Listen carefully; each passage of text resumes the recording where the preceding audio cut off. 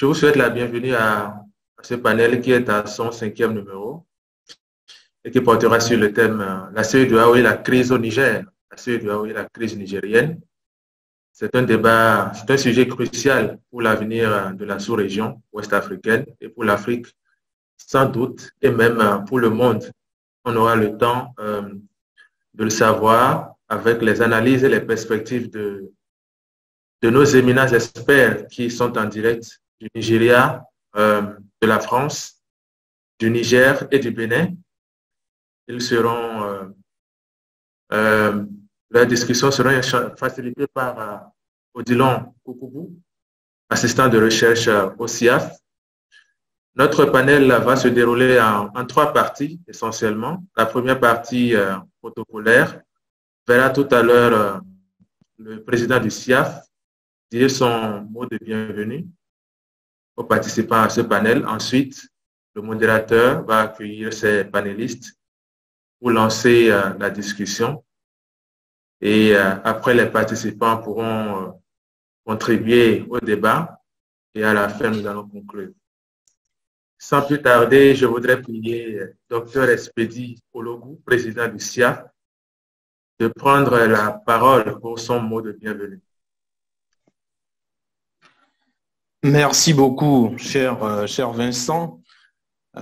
Mon mot ne sera pas du tout long, ce d'autant que la question qui nous rassemble est brûlante, puisque la sous-région ouest-africaine est en ébullition depuis maintenant quelques temps, et la situation au Niger a rajouté quelques degrés en surchauffe.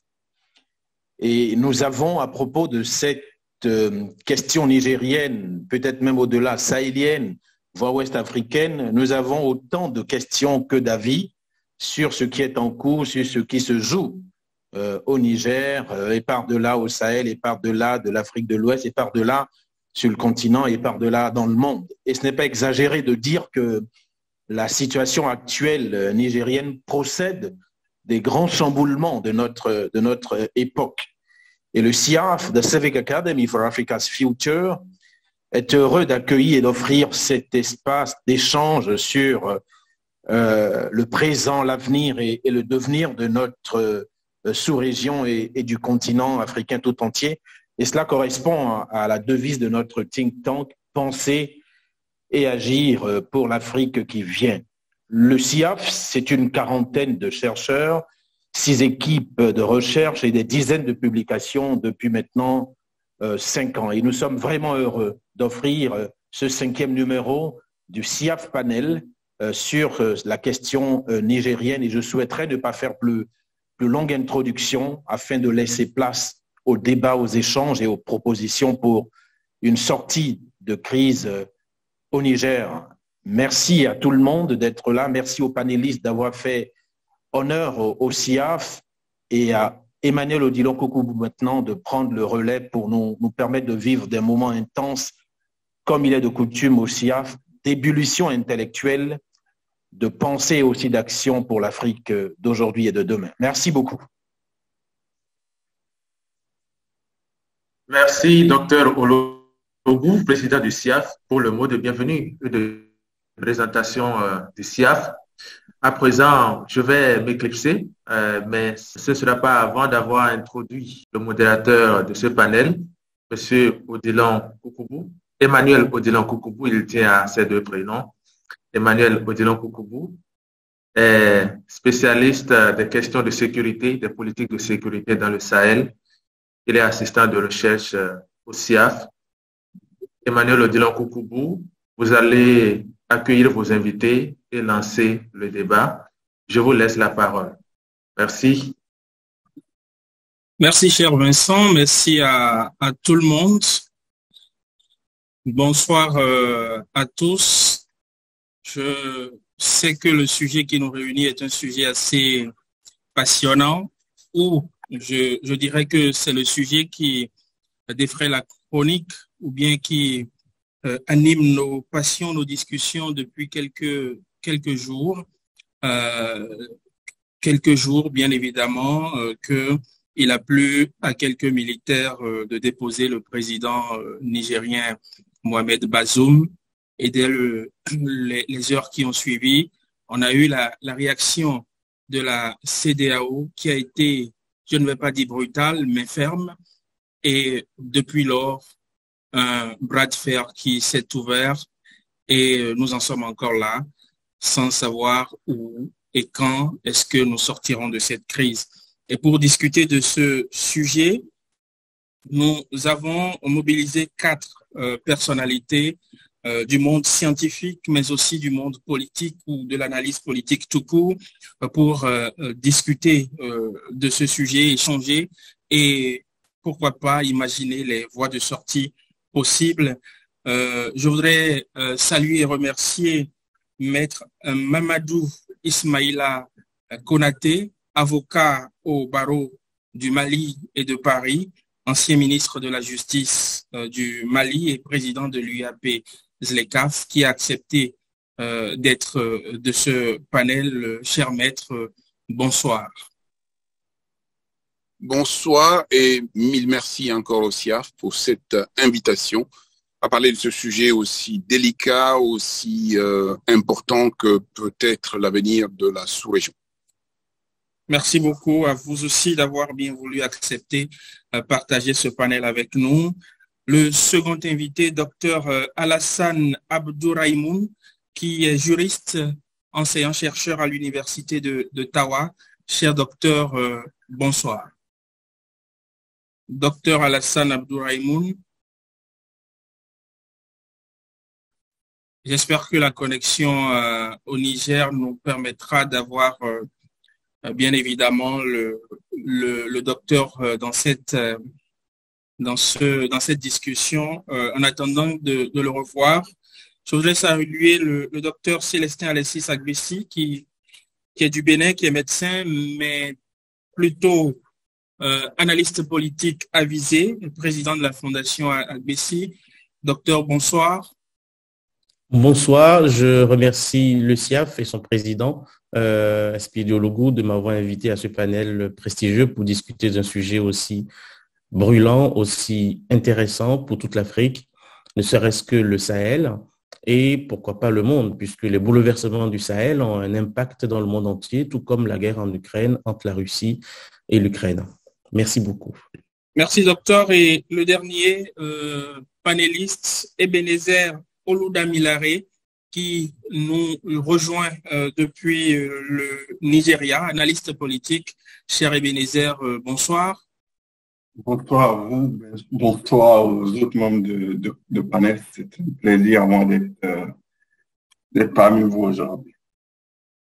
Merci à vous. Cette discussion se mènera autour déjà de nos observations sur le putsch, sur la réaction de la CEDEAO, la réaction aussi des Nigériens, mais aussi et surtout le facteur géopolitique, voire géostratégique de l'affaire. La France voit la Russie dans ces événements et nous essayerons d'observer ou d'avoir quelques perspectives de sortie de crise. J'essaierai d'animer le débat avec les panélistes pendant une quarantaine de minutes avant d'ouvrir la discussion au grand groupe pour recevoir les questions et apports des autres personnes connectées. Je ne sais pas si nous avons maintenant le docteur Abdourahimoun. J'aimerais bien commencer par lui. Est-ce que, docteur, vous me recevez maintenant?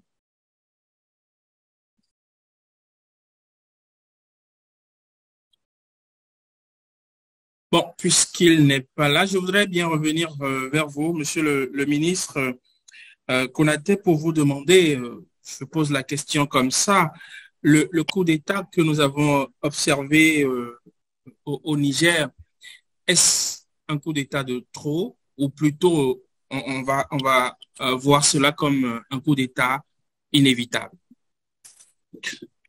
Il est de trop et on ne peut pas dire qu'il est inévitable et c'est le coup d'État de tous les excès. Parce que un coup d'État qui ne se justifie en rien, si ce n'est que un général de l'armée du Niger, de surcroît chef de la guerre présidentielle, s'est pris lui-même pour Zoro, armé, porteur de munitions, et a dû braquer le président Laplique pour le mettre aux arrêts. Et pour lui, c'est le meilleur moyen d'accéder au pouvoir, d'emporter le pouvoir et de vouloir l'exercer. Cette manière de faire est d'autant plus inacceptable que ça s'est produit par le passé. Et je suis aux antipodes de ceux qui disent oui, mais ça s'est produit hier au Mali et avant-hier en Guinée-Conakry et plutôt au Burkina Faso et au Tchad. Là où on a laissé passer, il faut laisser passer ici. Je pense qu'il faut que les uns et les autres soient conscients à un moment qu'il faut que ça s'arrête. Ça s'arrête parce que le coup d'État est le pire remède de l'ensemble des difficultés que nous pouvons connaître dans la sous-région. Et je sais que le Niger est un pays qui était étriqué par une crise politique visible entre opposition et majorité. Ce d'autant plus que dans le contexte de la majorité, il y a une double succession que l'on peut appeler de l'alternance, mais qui n'en est pas véritablement parce que c'est un patron du parti PNDS qui a remplacé un autre patron du parti PNDS. On ne peut pas considérer à ce point de vue-là qu'il y a une véritable alternance au sens où on peut l'entendre. Le deuxième élément, c'est que le pays est frappé par une crise politique et ce pays est situé justement dans les trois frontières avec une difficulté énorme parce que miné par le terrorisme. Et troisièmement, ce pays lui-même est en prise directe avec un certain nombre de situations aujourd'hui que l'on peut évaluer du point de vue des évolutions, à savoir que ce pays est à la fois producteur d'uranium d'une part et en même temps producteur de pétrole d'autre part, et les enjeux sont énormes. Et troisièmement, le Niger lui-même est un pays qui est divers et diversifié. Et vous savez que dans ce pays-là, les problèmes politiques ont souvent été réglés par le biais du coup d'État dans des contextes totalement inacceptables. Je pense aujourd'hui qu'on va avoir l'occasion d'en parler. Je suis de ceux qui condamnent le coup d'État militaire. Je suis de ceux qui ne justifient pas un coup d'État militaire, quels que soient les motifs apparents. Et je suis de ceux qui pensent que ce coup d'État militaire est aussi atroce et insupportable que tous les coups d'État militaires qui consistent notamment à violer la Constitution, à aller au-delà de la limitation du mandat et à exercer de façon indéfinie le pouvoir. J'espère qu'on aura l'occasion d'en parler. Bien évidemment. Et là, vous avez évoqué la question, historiquement, les problèmes politiques ont l'habitude d'être réglés par des coups d'État au Niger. Et quand on regarde un peu la région aussi, Sahel central, tout était déjà tombé dans l'escarcelle des militaires. Il ne restait en fait que le Niger pour tomber. Cela, on pouvait quand même imaginer que cela donnait quand même quelques envies à quelques militaires. J'ai envie de poser la question à Dr Agbessi. Quand on regarde cela d'un point de vue historique, mais aussi dans la région, les événements dans la région, est-ce qu'on n'a pas plutôt envie de dire que c'est un coup d'État qui était quasi inévitable, qui était, disons, dans l'ordre normal des choses?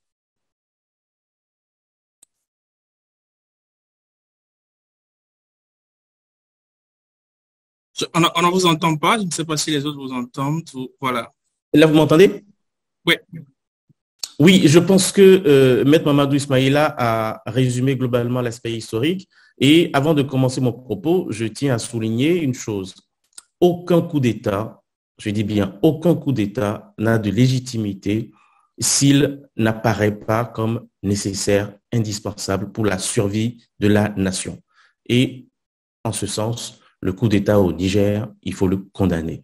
Le coup d'État au Burkina Faso, il faut le condamner. Le coup d'État au Mali, il faut le condamner. Et le coup d'État en Guinée, il faut le condamner. Ceci étant dit, bien entendu, il y a des problèmes sociopolitiques dans tous ces pays, dans tous les pays d'Afrique francophone en l'occurrence. Bien entendu, il y a des dégâts historiques qu'on va développer, bien entendu, entre les anciens pays colonisés et le colon qui était la France. Bien entendu, des problèmes de gouvernance se posent dans toutes ces régions avec l'avènement de la démocratie après la chute du mur de Berlin en 89. Effectivement, la question qu'on pourrait se poser, c'est est-ce que le système de gouvernance actuel en Afrique francophone et surtout dans le Sahel, compte tenu des limites économiques de ces pays, compte tenu de l'histoire mouvementée de ces pays, est-ce que la gouvernance n'est pas effectivement l'élément clé de ce qui se passe? En plus, dans tous ces pays, sur le plan historique, la question qui est prégnante est celle de la nation. Qu'est-ce que la nation en Afrique? Quelle est l'histoire de la nation en Afrique qui nous permet aujourd'hui de nous orienter vers un avenir où ensemble nous pouvons construire les choses?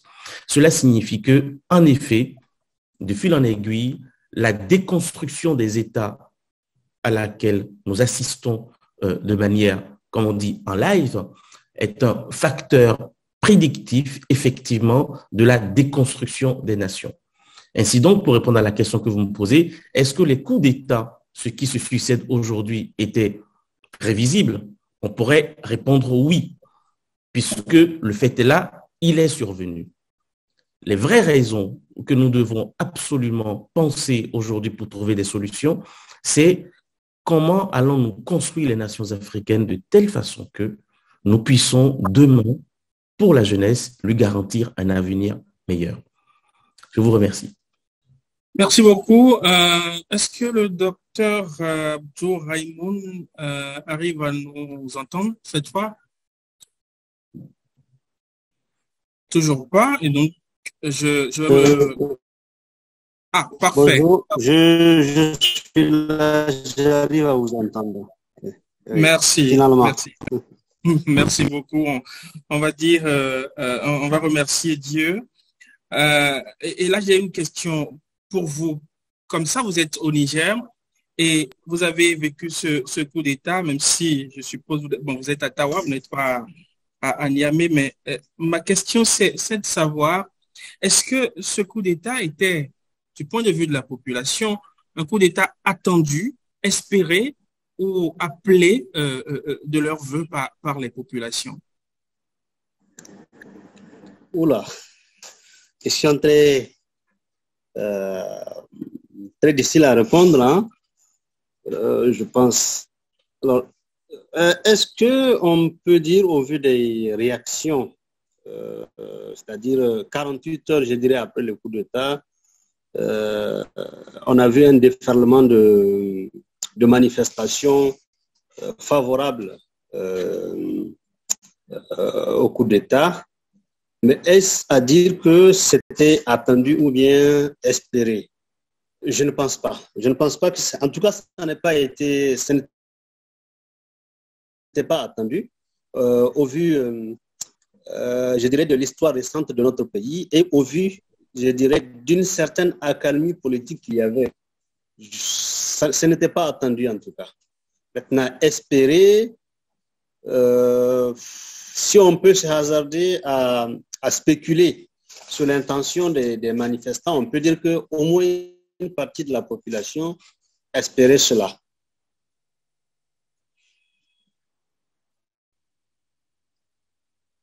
Allô? Oui, docteur, sur ce point. Oui, allô? Oui, vous m'entendez? Oui. Je vous entends, oui, je vous entends. Oui, j'entends souvent des réactions qui évoquent des questions de gouvernance qui justifient notamment les coups d'État par des questions de gouvernance ou des questions, par exemple, de coups d'État institutionnels ou constitutionnels.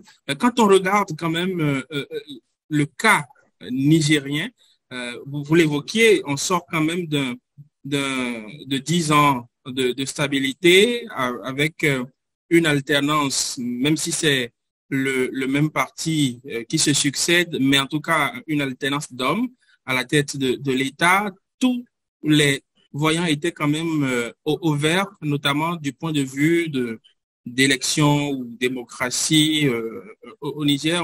On commençait par nourrir l'espoir que on semblait, on allait retrouver quelque chose d'intéressant du point de vue démocratique avec l'ancien président qui a reçu le prix Mo Ibrahim, tout cela. Mais comment est-ce qu'on en arrive à un coup d'État dans ce type de contexte qui ressemble carrément à un coup d'État qui vient comme à contre-courant ou à contre-pied de l'histoire qui se déroulait? D'accord. Alors, Je veux dire que c'était tout à fait une vraie surprise. Hein. C'était une surprise à la fois pour les partisans et pour les anti-coups d'État. Honnêtement, il n'y avait aucun indicateur jusqu'à quelques heures avant le coup d'État. Il n'y avait aucun indicateur qui semblait dire que pourrait décider de prendre le pouvoir. Parce que quand on regarde l'histoire des coups d'État au Niger, c'est que l'armée est toujours intervenue sur une crise politique.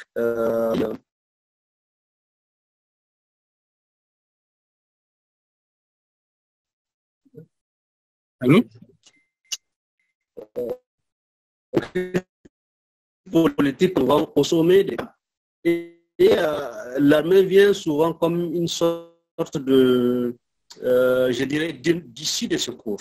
Oui, vous m'entendez? Allô? Allô? Oui, allez-y. Il y a un sérieux problème de connexion. Hein? Allez-y, docteur. D'accord. Donc, je disais que quand on essaie de comparer donc, ce coup d'État-là avec les coups d'État qu'il y a eu dans notre pays, depuis 1974 jusqu'à 2010, l'armée est toujours intervenue suite à une crise politique ou bien une crise sociale. Et elle intervient comme l'une des solutions, je dirais, possibles pour arrêter la crise politique et puis, dans une certaine mesure, ramener un peu de calme. Alors là, cette fois-ci, vraiment, véritablement, c'était une réelle surprise pour les Nigériens, même si certains, il y avait quand même une certaine grogne sociale, notamment par rapport à la gouvernance, par rapport à l'opposition, par rapport à la dislocation de certains partis politiques. Mais je ne pense pas que ça a été aussi grave pour que, à la veille du coup d'État, on espérait ou bien on supposait qu'il pourrait y avoir coup d'État. Quand ça a été une réelle surprise. Merci beaucoup. On va passer juste de l'autre côté au Nigeria pour voir Ebenezer. Ma question, et là je vais avancer un peu dans le débat. Juste après le coup d'État, on a vu la réaction d'Abuja et surtout, quand je dis Abuja, je le dis à la fois en tant qu'État et en tant que CEDEAO, c'est la même capitale. Alors, la réaction a été vive, a été, je vais dire, ferme. Et ma question à vous, Ebenezer, c'est de savoir comment on peut justifier cette réaction d'abord de l'État nigérien, mais ensuite de la CEDEAO. Alors, je ne saurais répondre à la position de la CEDEAO, n'étant pas porte-parole de l'institution. Tout ce que je peux dire, c'est que le coup d'État au Niger n'était pas du tout une surprise. En tout cas, pas pour ceux qui suivaient l'actualité sécuritaire surtout dans la sous-région. Ça fait depuis le mois de mars que les informations concernant l'éventualité d'un coup d'État au Mali étaient disponibles sur Internet. C'est d'ailleurs ce qui m'a amené à dire le 17 août, soit une semaine avant le coup d'État, quand quelqu'un m'avait interrogé par rapport au leadership de Bola Ahmed Tinubu à la tête de la CEDEAO. L'hypothèse que j'avais émise était simple. S'il y a un coup d'État au Niger demain, les forces armées nigérianes interviendront sur le feu. Je ne savais pas qu'il y aura coup, certainement, je ne savais pas qu'il y aura coup d'État, mais l'idée qu'il y aura un coup d'État au Mali dans les mois, au Niger, excusez-moi, au Niger, dans les mois à venir, n'était pas une information inconnue de 7 ans. La question, c'est comment expliquer la position du Nigeria. Et il y a à la fois l'attitude du Nigeria, du gouvernement de Tinubu, à la fois des ramifications sécuritaires au niveau régional, des questions de l'image du Nigeria à l'international, mais surtout aussi un volet purement intérêt national et économique. Et là, c'est surtout au niveau économique. C'est d'ailleurs ce qui justifie, moi, ma position initiale, qu'il fallait que le Nigeria envoie ses militaires en cas de coup d'État. C'était ça, ma position, je pourrais expliquer. Elle a évolué, certes, mais je pourrais expliquer pourquoi je pensais que l'option militaire, qu'il fallait l'avoir au moins les deux premiers jours ou troisième jour du coup d'État. C'est quelque chose qui était faisable. Parce que même les putschistes n'étaient pas aussi sûrs de leur volonté. Si nous pouvions venir au pouvoir au Nigeria à un moment où le pays est en crise, grande crise, et cette crise n'est même pas une crise politique, c'est plutôt une crise économique à l'interne. Alors, il vient, il adopte des réformes. Vous avez constaté la montée des prix du carburant, le Naira qui est en train de chuter et tout ça. Ces réformes ont été conseillées par son équipe d'économistes du Réunion. Ils lui ont dit, bien, écoutez, on a deux possibilités de développer ce pays dans 2 ans, dans 8 ans, parce qu'ils pensent pouvoir faire un deuxième mandat de 4 ans. Soit le Nigeria élimine la corruption dans toutes ses institutions, soit on libéralise l'économie, on fait venir les investisseurs. Et éliminer la corruption, c'est un changement de culture qui prendra plus de 8 ans à obtenir. Mais on peut libéraliser l'économie et attirer les investisseurs. C'est ce qui a conduit aux réformes. Le problème, c'est que les gens ne vont pas investir dans cette zone si elle n'est pas stable et sécurisée. Et le coup d'État au Mali, du moins au Niger, je ne sais pas pourquoi il dit au Mali, le coup d'État au Niger n'ajoute rien à la sécurité de notre sous-région. Voilà en termes de politique interne ce qui explique la décision ferme du gouvernement de Tinubu de dire non, on ne va pas laisser faire et il faut ramener Bazoum au pouvoir. Très bien. Maintenant, parlons quand même de la CEDEAO. On voit maintenant l'intérêt du Nigeria à agir dans cette crise. Maintenant, concernant la décision ou bien la réaction ferme de la CEDEAO. Alors, oui. Le problème qui se pose au Niger, et je suis heureux d'avoir entendu les intervenants, monsieur le ministre, le Nigérien et tout ça, d'avoir dit qu'il faut condamner le coup d'État au Niger. Ce coup ne se justifie aucunement pas du tout. Moi, j'étais dans le bureau de monsieur Bazoum au mois de novembre dernier, et cet homme n'est pas un vendu de la France. Ça, je vous le dis. C'était une réunion à huis clos. C'était une réunion de sécurité dans la zone, et Bazoum n'est pas un vendu. Là, on peut s'entendre. Mais le portrait de M. Bazoum qui est fait aujourd'hui au public nigérien comme étant pisticule et tout ça, on peut comprendre d'où tout ça vient.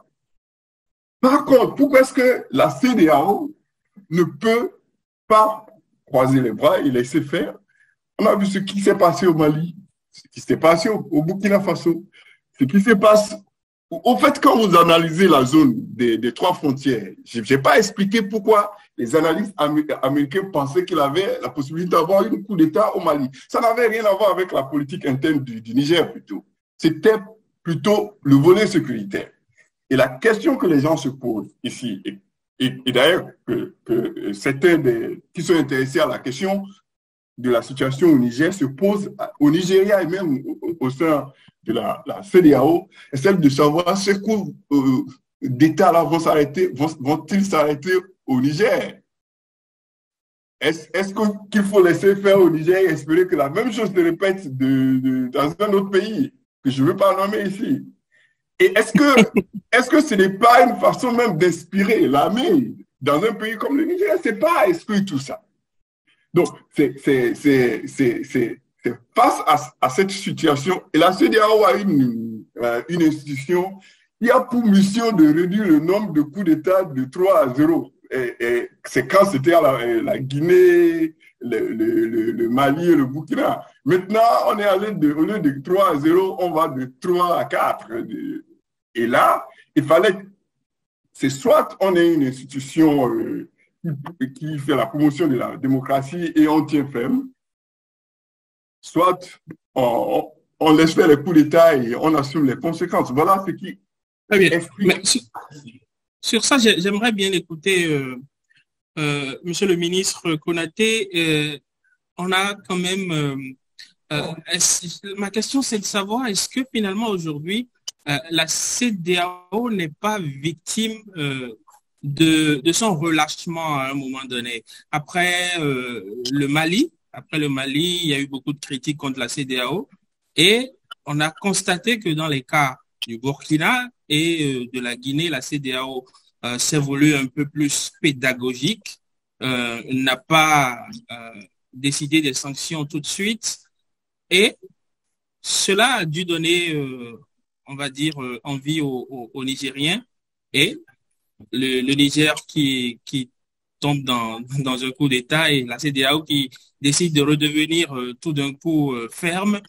Est-ce qu'il n'y a pas un problème? Est-ce que dans ce cas, la CEDEAO n'est pas victime de sa propre stratégie?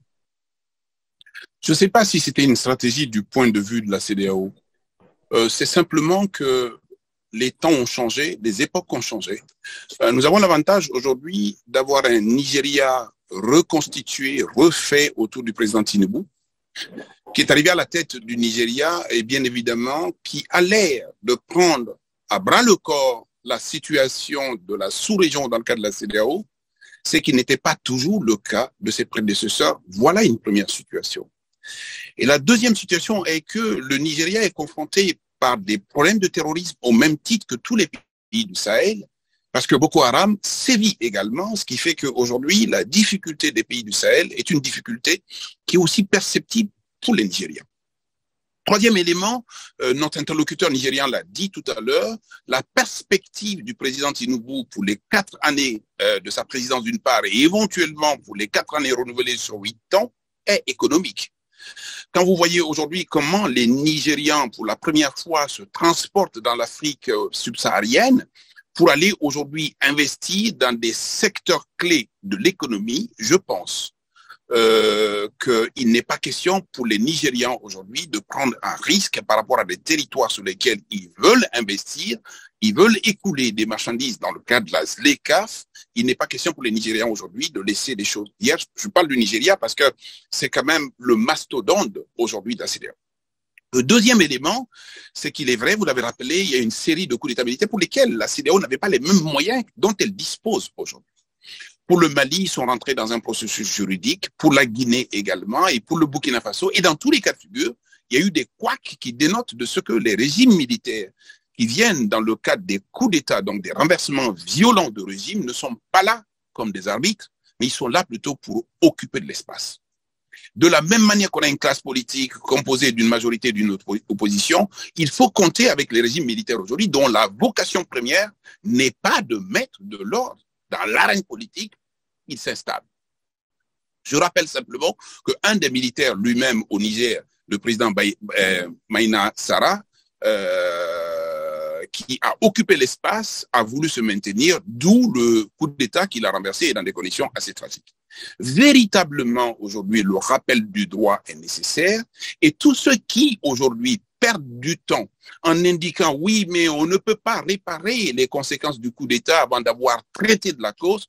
Moi, je veux bien de quelle cause. Quand on est frappé d'une pandémie, on essaie d'aller vite.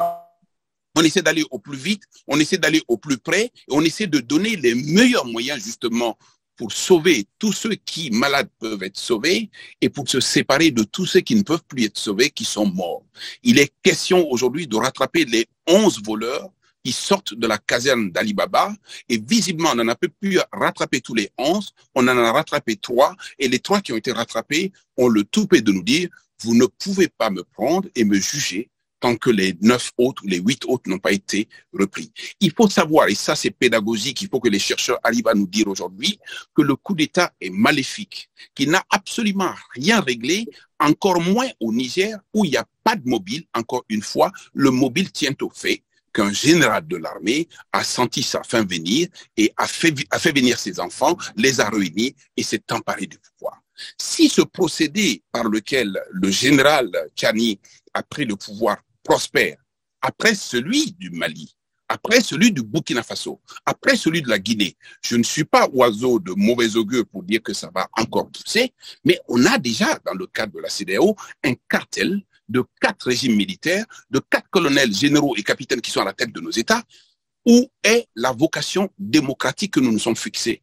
Où est l'intérêt d'avoir une CEDEAO? Si cette CEDEAO ne se réveille pas sur ce coup, ça n'est fini non seulement de la CEDEAO, mais ça n'est fini également de la coopération inter-État à l'intérieur de la CEDEAO. Nous allons avoir donc des perspectives militaires qui vont s'installer dans nos États, qui vont violer le droit, qui vont violer les libertés et qui vont faire mal aux populations qui les applaudissent aujourd'hui.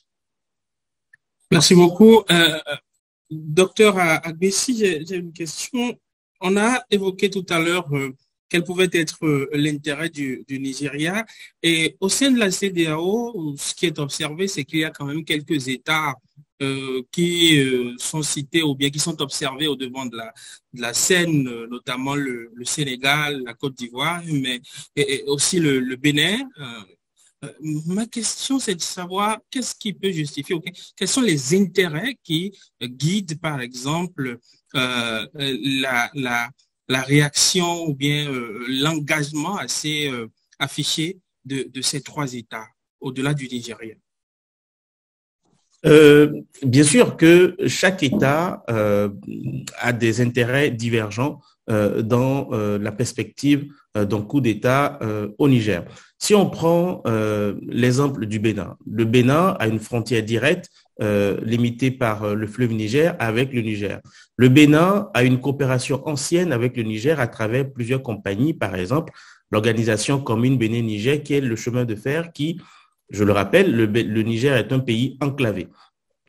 Et donc, le port naturel du Niger est le port de Cotonou, le port autonome de Cotonou.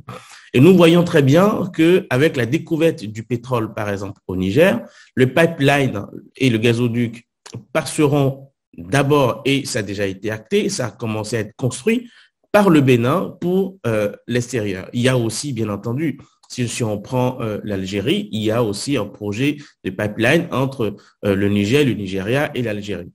On peut comprendre aussi que sur le plan économique, pour le Bénin, et le ministre des Finances, le nouveau ministre des Finances, M. Tchegou, l'a bien rappelé au lendemain du coup d'État, le Bénin...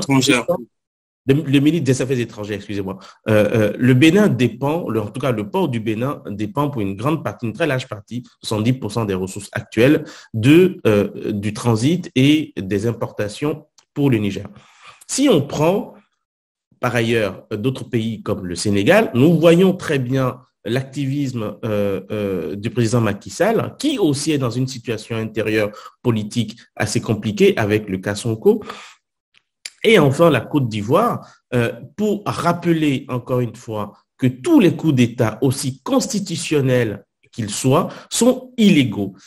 Le président de la Côte d'Ivoire, après la mort de Gon Coulibaly, il avait effectivement promis de ne faire que 2 mandats et pourtant il en a fait un 3e.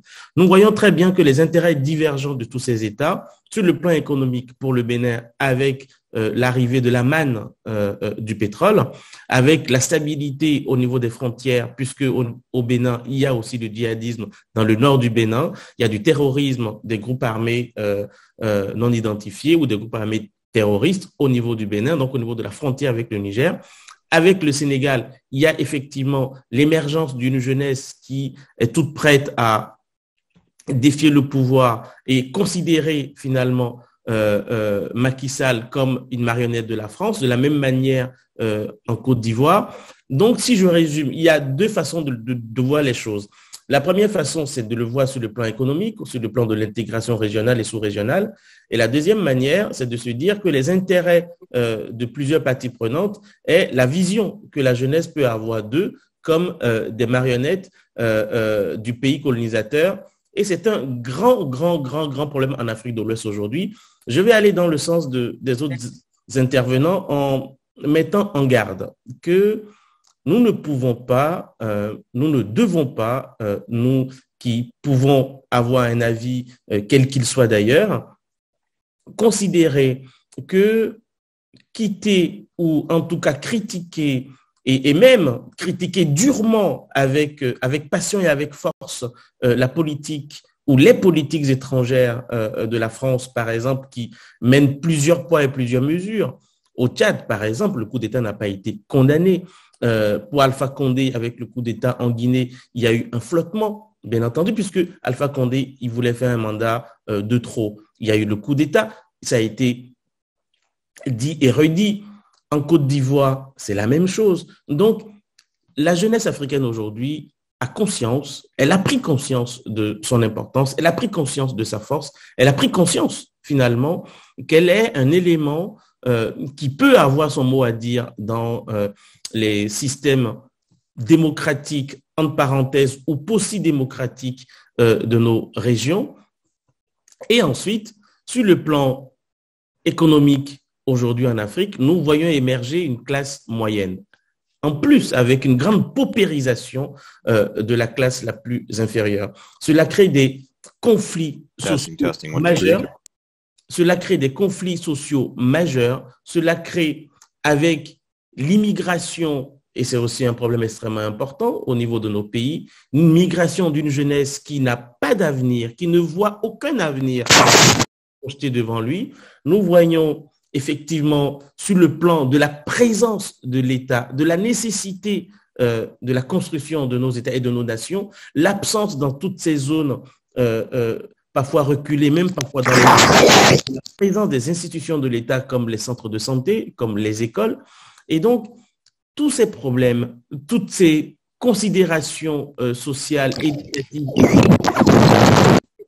en exergue pour essayer d'expliquer pourquoi est-ce qu'à l'intérieur de chaque les raisons étant différentes, elles convergent néanmoins vers les mêmes idées, vers les mêmes intérêts, c'est-à-dire il faut absolument que sur le plan économique, les États puissent être beaucoup plus intégrés, comme le Bénin et le Niger par exemple, avec la construction d'une pipeline. Ça, c'est une raison pour laquelle le Bénin monte en pression, monte en avant pour défendre effectivement la légalité du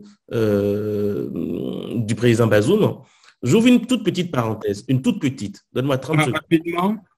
Il est quand même un peu exotique et, pour employer un terme assez délicat, il est quand même assez intéressant de voir le président Patrice Talon qui, à l'intérieur de son propre champ institutionnel, a quand même, pendant très longtemps, depuis 2016 qu'il a été élu, bâillonné l'opposition d'une manière ou d'une autre, mis des postulants à la présidence en prison, dénaturé les institutions parfois de la République avec des exils de tous ses opposants majeurs, se mettre en avant pour défendre finalement la démocratie au Niger. Bien sûr.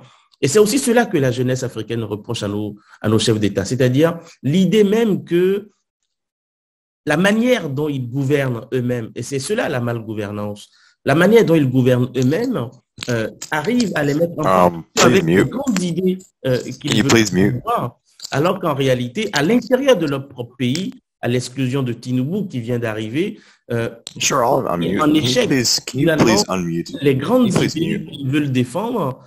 Et donc, il y a une sorte de paradoxe intéressant à analyser. Bien évidemment, les grands principes du système démocratique, et encore que nous devons construire nos propres démocraties à l'image de nos cultures, de nos racines, de notre histoire. Nous ne pouvons pas paraphraser les démocraties occidentales. Ce n'est pas un succès. Probablement dans les pistes de solutions, docteur.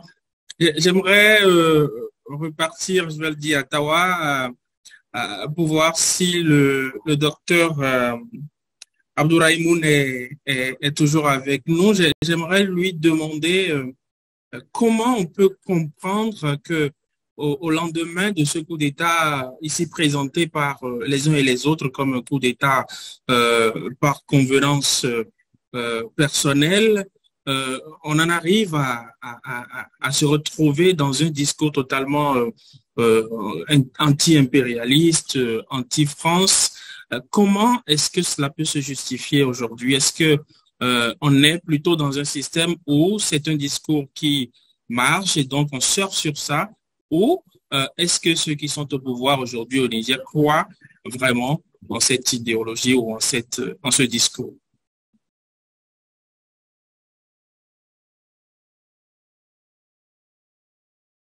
Docteur, je pense que le docteur Abdourahimoun n'est pas là. Je vais faire cette question-là à Ebenezer. Est-ce que vous pouvez donner votre avis sur ce discours qui a émergé au lendemain du coup d'État? Alors, j'espère ne pas être long pour répondre à cette question, mais je voudrais faire une analyse au fait faite par un professeur américain. Son nom, c'est Stephen Kotkin. Et il a analysé les régimes autoritaires à travers trois critères principaux. D'abord, c'est un mécanisme de contrôle coercitif. Et vous savez, quand je dis dans nos pays, ces démocraties qui aujourd'hui veulent rétablir la démocratie au Niger, surtout dans l'espace francophone, vous avez, que ce soit au Bénin, au Togo, au Sénégal maintenant, et la Côte d'Ivoire avec des constitutions, des limites constitutionnelles qui ne sont plus là, vous ne pouvez pas être véritablement opposant à ces pouvoirs. Au fait, le plus grand crime qui puisse vous conduire directement en prison, c'est de vous porter opposant avec pour aspiration de remplacer le pouvoir en place. Disons-nous la vérité, nous sommes des intellectuels et il faut appeler les choses par les noms. Vous avez des gens qui, parce qu'ils sont opposants, sont en prison aujourd'hui. Pour avoir décidé, ça c'est le premier mécanisme, c'est le premier critère des régimes autoritaires. Le deuxième, c'est le contrôle des opportunités de réussite dans la vie. Dans tous ces États, l'État c'est le premier employeur. Nous formons des jeunes dans nos universités qui soit on recherche un emploi auprès du gouvernement, soit on veut travailler avec les organisations internationales, non gouvernementales. L'emploi privé n'existe presque pas et quand ça existe, ce sont même les autorités politiques qui les contrôlent. Donc la possibilité de réussite, même les chances de réussite dans la vie sont contrôlées par ces zones-là. Deuxième volet, c'est ce qu'il a appelé, je me perds dans il a appelé ça l'histoire. Et c'est au niveau de l'histoire que nos pouvoirs, les démocraties de la CEDEAO qui veulent rétablir le pouvoir au Niger échouent. Ils n'ont pas une histoire. Et c'est cette histoire que les putschistes utilisent, au fait. L'histoire de, voilà, la France, c'est l'ennemi, il faut que les bases militaires françaises partent du Niger, il faut que Wagner vienne. Oui, cette histoire est une histoire aussi qui est créée à la fois par la Russie et tout ça. Et c'est comme ça. Donc, nos régimes démocratiques francophones sont des régimes qu'on peut qualifier d'autoritaires électoraux. Qui ont, depuis les 2010, ont muselé les espaces de liberté publique. Aujourd'hui, un exemple, j'ai posé une question à un ami qui travaille à la CEDEAO récemment. Écoute, est-ce qu'il est possible d'organiser une marche de soutien à la démocratie aujourd'hui au Bénin juste en faveur de Bazoum, dire, OK, nous, supporters de démocratie béninois ou togolais ou ivoiriens, nous allons défendre et soutenir la CEDEAO pour qu'elle intervienne. Nos régimes en place ont perdu le soutien de la population et c'est ce qui s'est fait. C'est ce que montrent en fait les coups d'État. Les coups d'État sont à condamner, je suis d'accord. Mais il faut reconnaître que ces coups ont permis à des personnes qui n'avaient même pas la possibilité de s'exprimer, de venir devant protester. Le langage qu'ils utilisent, l'impérialisme, la France, c'est un langage manipulé, d'accord, on peut ça se comprend, mais tout au moins, les putschistes ont permis à des gens qui se sentent totalement exclus du système de pouvoir protester et ont permis aussi à ceux qui se réclament d'être démocrates, d'être libéral et tout ça, de se taire et dire bon, on laisse faire. Parce qu'aujourd'hui, vous ne pouvez pas organiser une marche de soutien à la CEDEAO par rapport à la situation du Niger. C'est pas possible. C'est pas possible. Les gens, mais si vous dites non, vous voulez organiser une marche à Cotonou aujourd'hui ou à Dakar, ou décourager une intervention de la CEDEAO, il y aura une marche qui va sortir dans la rue. Et c'est un fait, c'est une réalité qui nous regarde aujourd'hui. Et nos régimes, soi-disant démocratie ou démocratiques qui sont au pouvoir, ont perdu le peuple. Et ils ont perdu le peuple parce que les espaces de liberté ont connu un rétrécissement impossible. Et aujourd'hui, l'État considère nos sociétés, je finis avec ça, l'État considère nos sociétés comme un jeu de draft, ce que les Anglais appellent draft, où les hommes, ce sont les pions, et c'est seulement le chef de l'État et son équipe qui peuvent décider de réorganiser la société comme si on est en train de jouer à un jeu. C'est comme ça.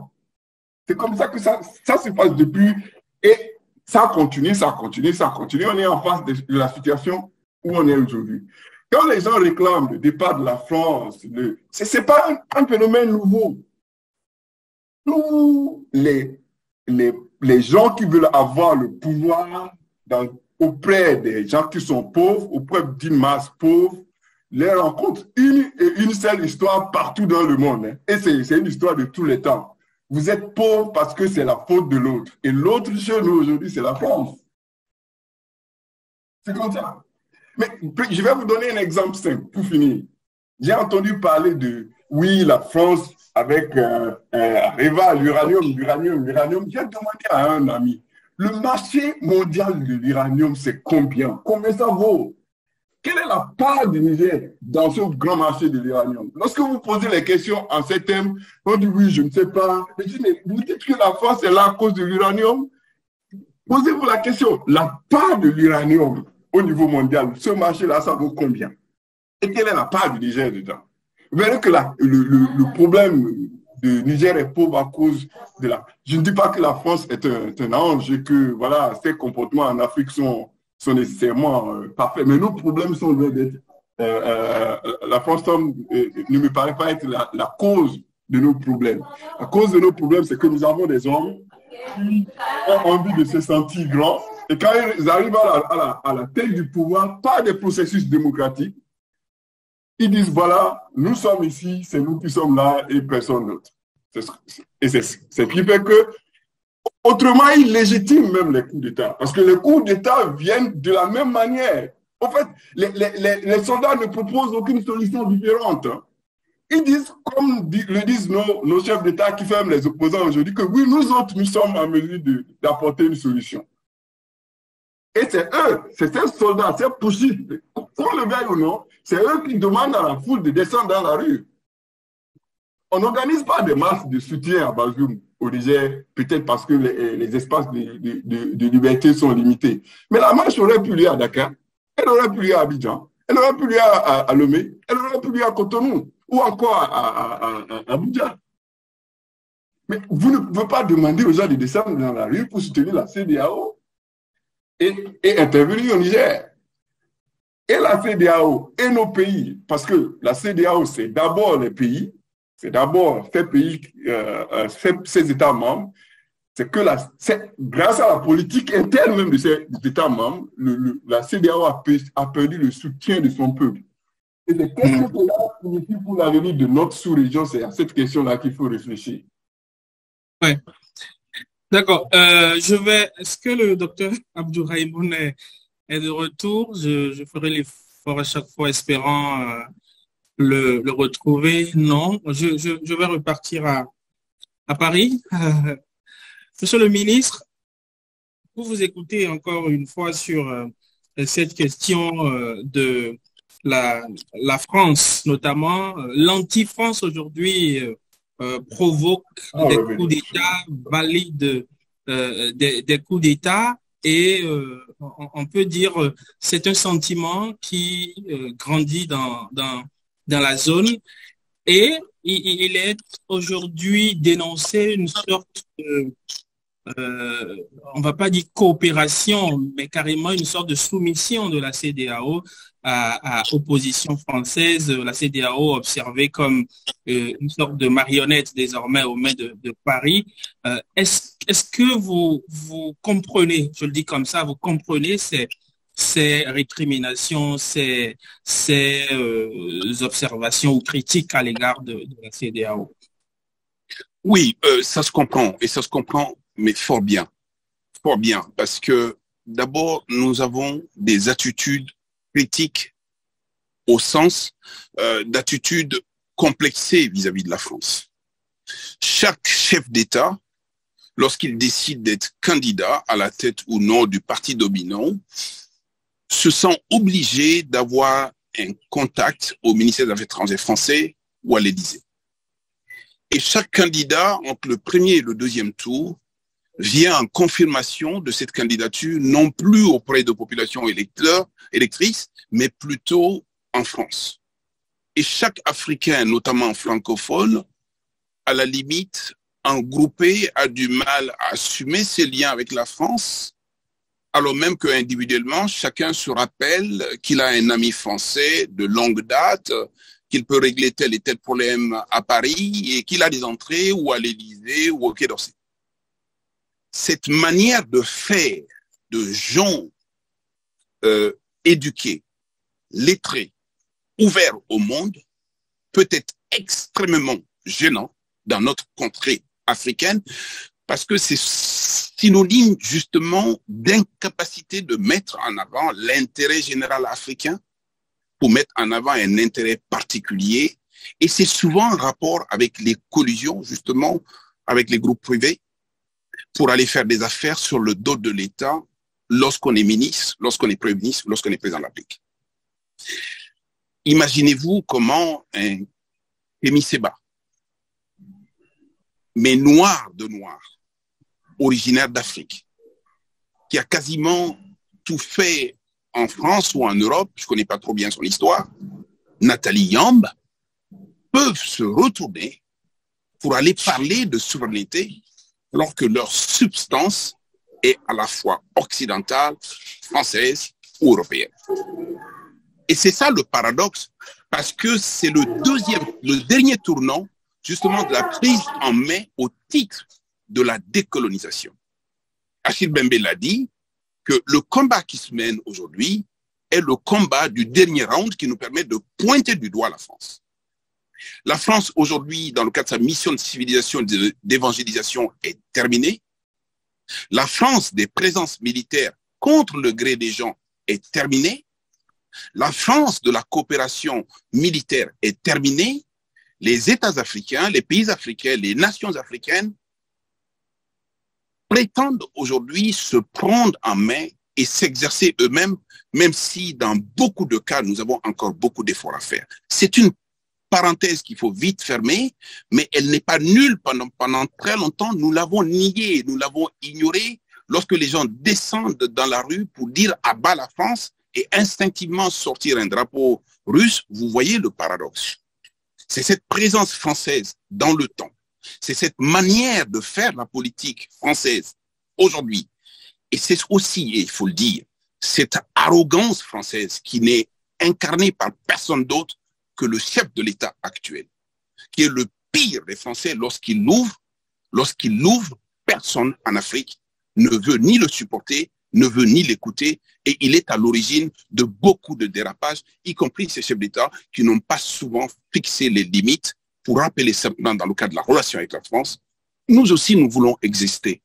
Nous aussi nous voulons notre bien et il ne s'agit pas de définir notre bien souvent contre notre gré. Cette présence militaire, pour qui se souvient du sommet de Pau, était un désastre. Depuis Pau, on savait que le sursaut africain, ne serait-ce que du point de vue de la prise de conscience de jeunes gens aujourd'hui qui ne supportent pas l'idée qui sont soumis. Mettons tout ça de côté pour revenir à la question intensément politique. Quand on me dit aujourd'hui qu'on ne veut pas écouter la CEDEAO, c'est simple. Tous les pays d'Afrique, membres de la CEDEAO qui ne veulent pas l'écouter, ont la possibilité de prendre la porte. Personne, absolument personne, ne va retenir un État qui va dire « je vais affirmer ma souveraineté totalement et entièrement à l'abri de la CEDEAO ». Mais la présence de la CEDEAO du point de vue juridique, d'une part, du point de vue institutionnel, s'explique par le fait que nous avons retrocédé une partie de notre souveraineté entre les mains d'une communauté pour des objectifs bien précis. On ne peut pas réussir au plan économique, au plan financier, sans que véritablement on soit dans des sociétés apaisées et des États qui connaissent la paix. Les sanctions qui ont été prononcées, quelle que soit leur dureté aujourd'hui, ont été prononcées justement par une institution qui est à la fois légale et légitime. On appelle cette institution le mandat. Est-ce que ces textes, est-ce qu'il y a un fondement? Parce que les Maliens le disent souvent, vous venez du Mali, qu'il n'y a pas, les textes de la CEDEAO ne prévoient pas toutes ces sanctions-là, et notamment par exemple l'intervention militaire. Est-ce qu'il y a un fondement? Mais parlons-en. La 4e session ordinaire de la conférence des chefs d'État et de gouvernement, qui s'est réunie justement à Abuja les 16 et 17 février 2012, ont pris un acte additionnel A/SA 13 février 2012 portant régime des sanctions à l'encontre des États membres qui n'honorent pas leurs obligations vis-à-vis de la CEDEAO. Au titre de ces sanctions, il y a bien évidemment à l'article 6 de ce texte, il y a l'article 6 de ce texte, je vais vous le dire textuellement, à l'article 6 relativement aux sanctions politiques. Les sanctions politiques applicables à l'encontre des États membres qui n'honorent pas leurs obligations vis-à-vis de la communauté peuvent comprendre. Et au dernier point, notamment au 15e point, il est dit l'imposition de la paix ou la restauration de l'ordre constitutionnel par l'utilisation de la force légitime. De la force légitime. Bien évidemment, on peut être étonné aujourd'hui que la CEDEAO mette en avant aujourd'hui la force militaire. Mais le fondement légal existe.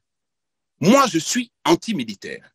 Je suis anti-force. J'ai rappelé aujourd'hui qu'en intervenant au Niger aujourd'hui pour rétablir l'ordre constitutionnel, le premier risque que l'on court, c'est que le président Bazoum, que l'on veut replacer, risque de perdre sa vie en même temps que les membres de sa famille.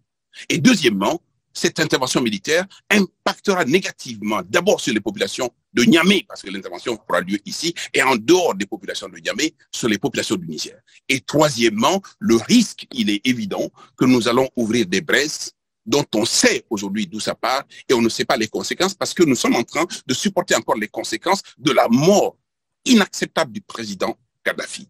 Soyons réalistes. Disons aux jeunes gens aujourd'hui que rien, absolument rien ne se fait dans le cadre de la CEDEAO qui n'a pas de fondement légal.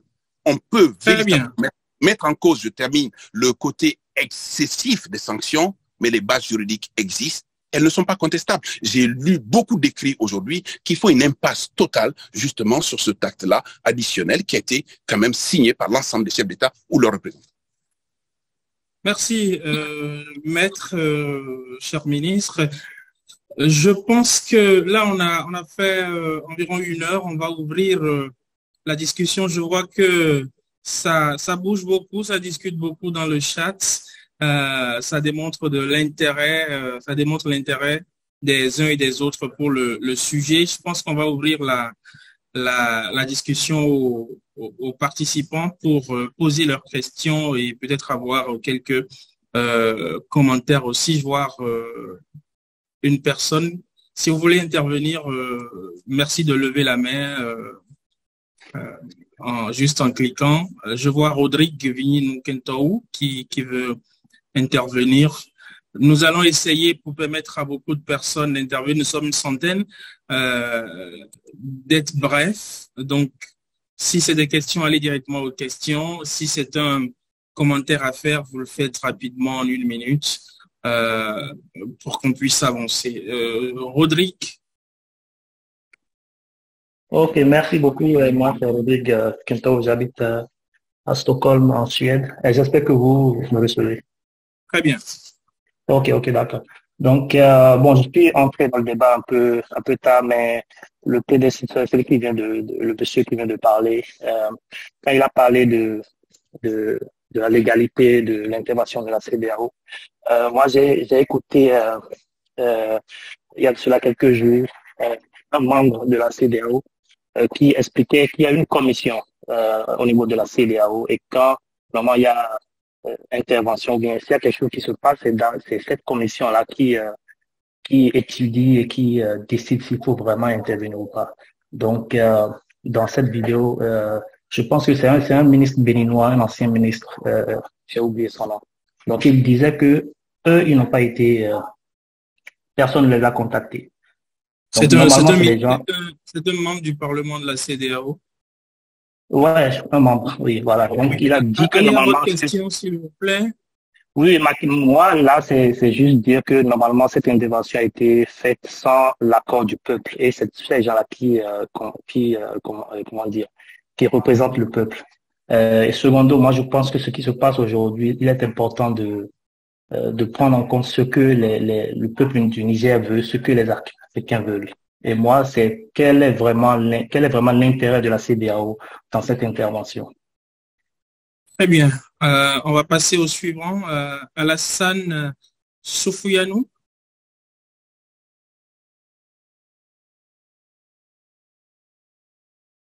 Monsieur Alassane Soufouyanou, vous pouvez intervenir rapidement. S'il n'est pas en ligne, je passe au suivant. Monsieur Issa Marou.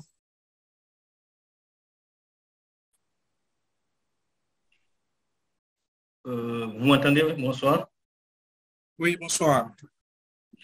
Alors, moi, j'ai des questions. Avant de poser, j'ai deux questions.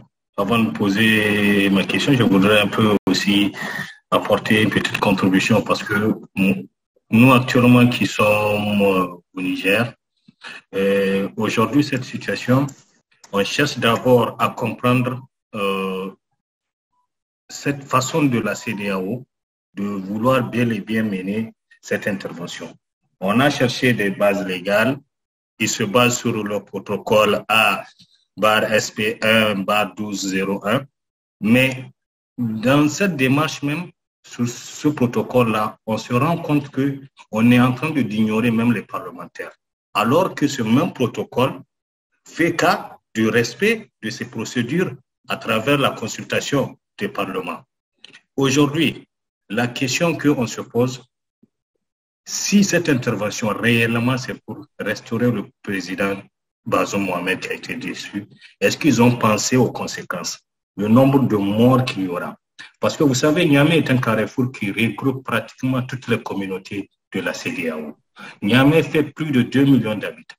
Le palais présidentiel en fait qu'ils veulent cibler se trouve à côté du plus grand centre hospitalier de Niamey, l'université de Niamey.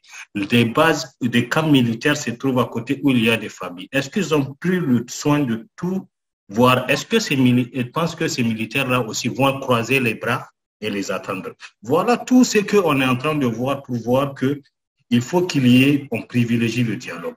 Maintenant, moi, je passe ma question. Ma question est de savoir, peut-être un des panélistes, par rapport aux sanctions. Est-ce que la CEDEAO a prévu des mécanismes en cas de recours contentieux de toutes ces sanctions? Cette batterie de 9 sanctions, est-ce que la CEDEAO a-t-elle prévu des mécanismes de compensation en cas de recours contentieux devant la Cour de justice de la CEDEAO ou la Cour de justice de l'UEMOA? On a vu le cas du Mali en 2022. On a compris la question, Issa Marou. Voilà. Merci à vous. On va passer à Abdul.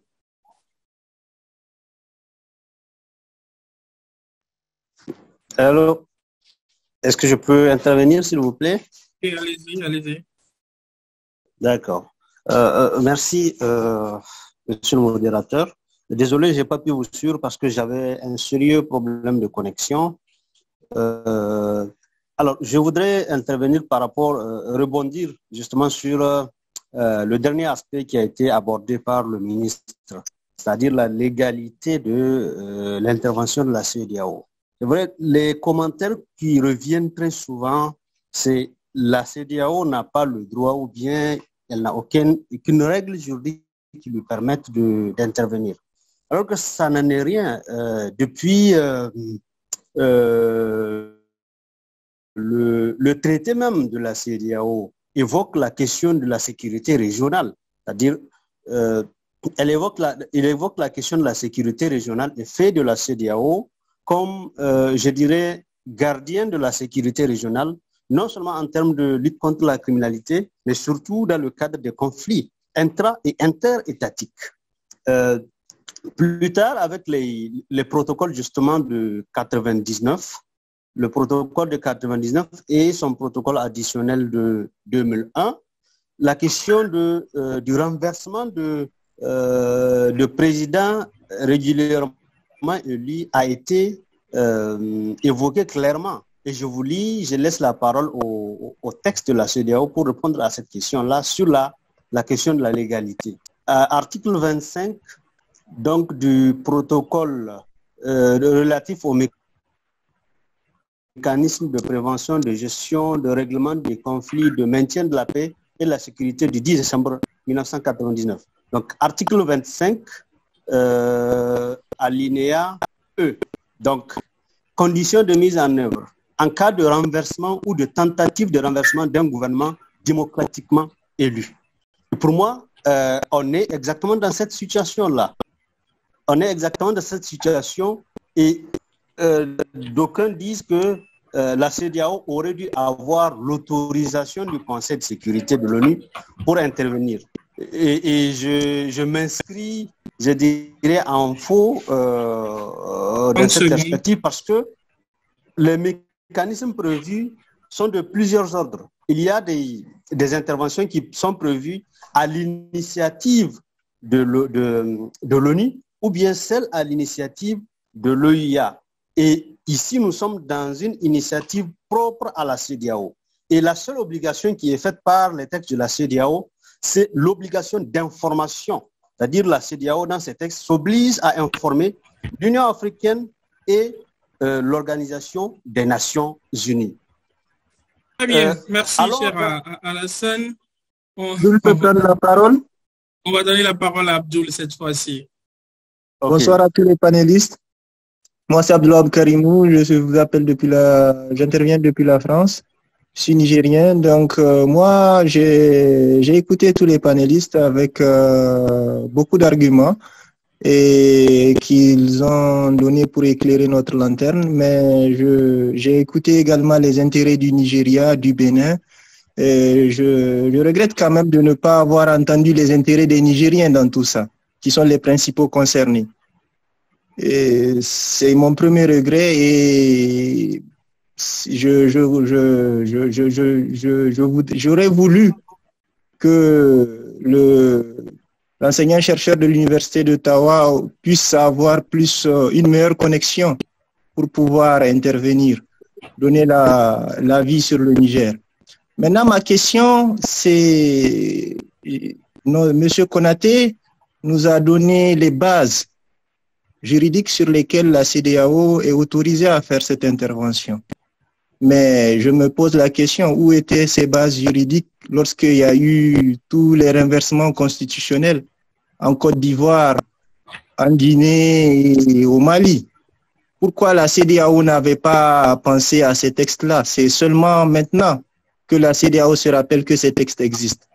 Ma deuxième question, c'est de savoir est-ce qu'au sein des textes de la CEDEAO, il y a des textes qui lui permettent de constituer une force pour aider les États à lutter contre le terrorisme? Parce que c'est une question toute banale que les gens se posent. Ils se disent, cette force était là, mais on ne l'avait pas vu quand on était agressé avec Boko Haram, quand on était agressé par les IGS au Sahel.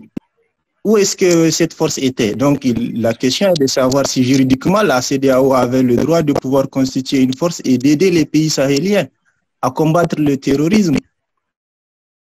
Rien que par manque de fonds, le G5 Sahel est en train a disparu parce qu'il lui fallait juste quelques fonds pour combattre le terrorisme. Mais où était la CEDEAO? Très bien, question comprise, cher Abdoul. On passe à Thierry Bilouzo. Cher docteur.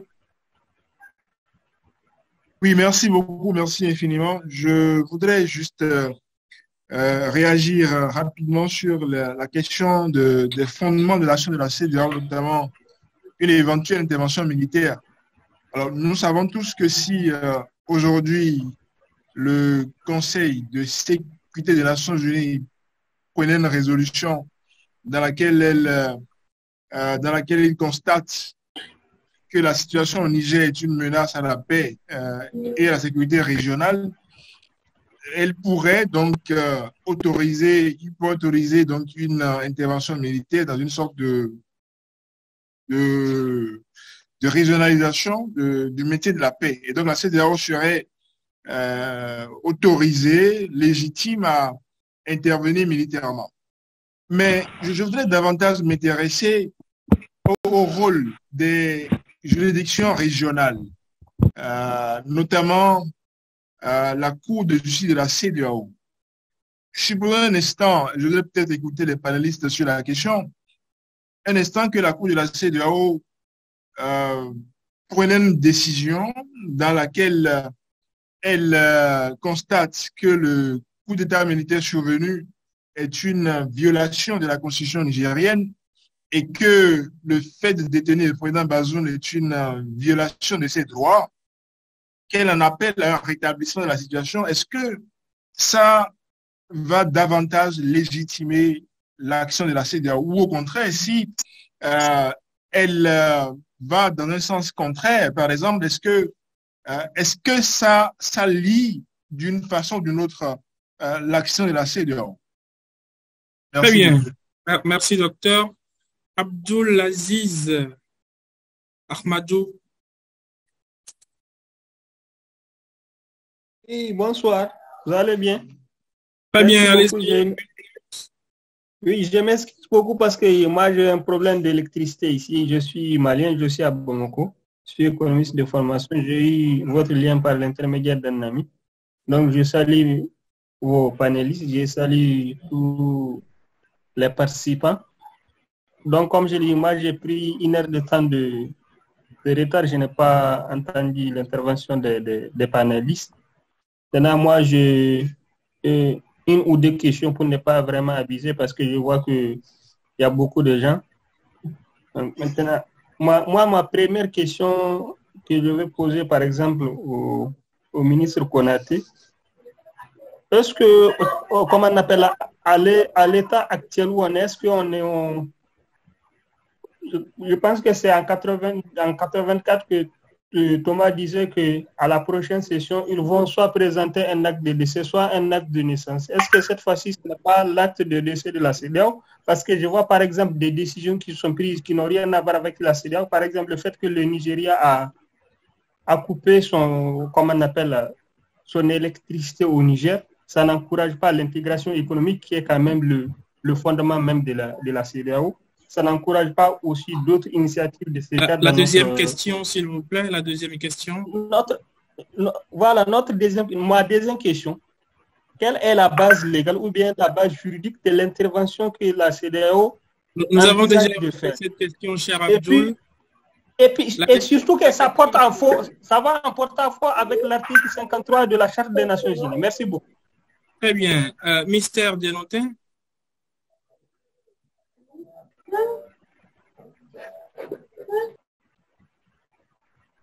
Oui, merci beaucoup. Mystère Dianotin, j'interviens du Bénin. J'aimerais partager 2 commentaires essentiellement. La première, c'est d'abord par rapport à la légalité ou à la légitimité même de ces coups d'État que nous observons. Je ne connais pas les constitutions des autres pays de la sous-région, mais je sais qu'au Bénin, par exemple, déjà dans le préambule de la Constitution, nous sommes engagés, nous, peuple béninois, à défendre notre Constitution, à défendre les droits de l'homme. J'aimerais savoir, lorsque dans ces pays-là, dans les pays de la sous-région, les pays de la CEDEAO, notamment le Bénin ou les autres, où tous les jours la Constitution est violée, où tous les jours les droits de l'homme sont bafoués, où les opposants sont en prison, est-ce que cela ne légitime pas certains coups d'État qui sont perpétrés dans la sous-région? Donc, j'aimerais que chacun puisse y réfléchir. Nos constitutions, je pense que c'est le cas dans les autres pays de la sous-région aussi, nous demandent de défendre nos constitutions, de défendre les droits de l'homme. Voilà, est-ce que cela ne légitime pas d'une façon ou d'une autre ces coups d'État qui sont perpétrés avec comme argument principal le rétablissement de la démocratie, des droits de l'homme qui sont bafoué par certains. La deuxième chose, c'est par rapport au rôle de la France dans ce qui se passe actuellement. Je pense que nous accusons trop la France de nos propres stupitudes. Nous avons dans la plupart de nos pays des dirigeants qui n'agissent pas pour nous, qui ne travaillent pas pour la population, qui travaillent pour leurs proches. Et lorsque un coup d'État est perpétré, on le dit, c'est parce que la France est trop engagée ou d'autres. Non, je pense que c'est parce que nos dirigeants ne travaillent pas réellement pour le peuple et que ces coups d'État sont dirigés contre eux. Et évidemment, alors, parce que la jeunesse aujourd'hui est très emballée quand on parle de la France, les gens utilisent cela comme argument. Mais je pense que nous devons cesser d'accuser la France de nos petits et assumer nos responsabilités. Très bien. Merci. Estelle? Oui, merci beaucoup. Ma question, je voudrais savoir par rapport à l'option militaire qui avait été annoncée par la CEDEAO et qui a été sérieusement critiquée, même si l'un des panélistes a évoqué son aspect légal et tout, est-ce qu'il ne faudrait pas voir aujourd'hui au-delà des critiques, est-ce qu'il ne faudrait pas y voir une stratégie plutôt utilisée par la CEDEAO pour pouvoir, comme une option de règlement de cette situation-là, une stratégie de dissuasion, j'allais dire. Parce que qu'on le veuille ou non, aujourd'hui, on a l'Union africaine qui s'est désolidariser de cette option militaire. Et donc, moi, je voudrais savoir, et c'est une question que je fais aux panélistes, quelles sont les raisons aujourd'hui qui expliquent que cette option militaire-là soit devenue secondaire? Est-ce qu'au-delà des critiques, ce n'est pas plutôt une stratégie utilisée par la CEDEAO pour apporter une solution, je dirais, à la situation qui se passe? Merci beaucoup. Mohamed Dambaba. Bonjour à tous, merci de me donner la parole. Je suis doctorant et chargé d'enseignement en droit public. Je voudrais poser une question de droit constitutionnel, mais je remercie particulièrement M. Dianotin qui a posé la question, ce qui me laisse la possibilité de développer ma contribution. Ma contribution, donc, qui devait s'achever par la question de la légitimité de M. Dianotin, c'est la suivante. Il y a le professeur Bruno Daugeron qui a écrit une brillante thèse sur la notion d'élection en droit constitutionnel il y a une dizaine d'années. Il y a M. Kasséré Afossavi qui a écrit une brillante thèse aussi sur la transparence d'élections en droit public africain. Ces deux thèses posent respectivement les règles suivantes. En ce qui concerne la première, elle explique les conditions pour qu'une élection soit jugée comme juste, équitable, transparente. En gros, une élection démocratique. La seconde thèse se conclut par le postulat que, en Afrique ouest francophone, nous sommes encore loin de faire des élections transparentes. Nous sommes encore, finalement, les élections transparentes et démocratiques sont un objectif à atteindre. Donc, partant des deux postulats de ces différentes thèses, on arrive au constat que nous avons des présidents, je mets de gros guillemets, des présidents mal élus qui, deux, trois, se lèvent au nom de la CEDEAO à vouloir réinstaller un autre président mal élu si on se base sur les critères démocratiques. Donc, ma question, je vais la poser de manière triviale en disant quelle est la légitimité de quelques présidents mal élus à vouloir remettre en place un autre président mal élu? Je vous remercie. Très bien, très bien. Il reste 4 personnes. Je pense qu'on va s'arrêter là. Banouin, Innocent, Yabi et puis Faisal. Je pense que ceux qui vont lever la main après, je pense que je déciderai si le temps nous permettra de les avoir. Monsieur Banouin, vous avez la parole pour 1 minute.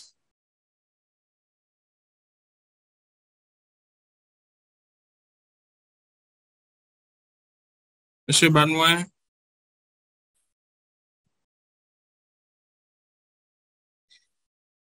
pense qu'on va passer à Innocent. Merci beaucoup. J'interviens ou il intervient d'abord? Je pense qu'il est... Allez-y, monsieur Innocent. Oui, bonsoir, cher panélistes. Moi, j'ai une préoccupation. J'interviens de Natitengu. Merci. Je suis Innocent Aloukoutui, journaliste, communicant et diplomate en formation.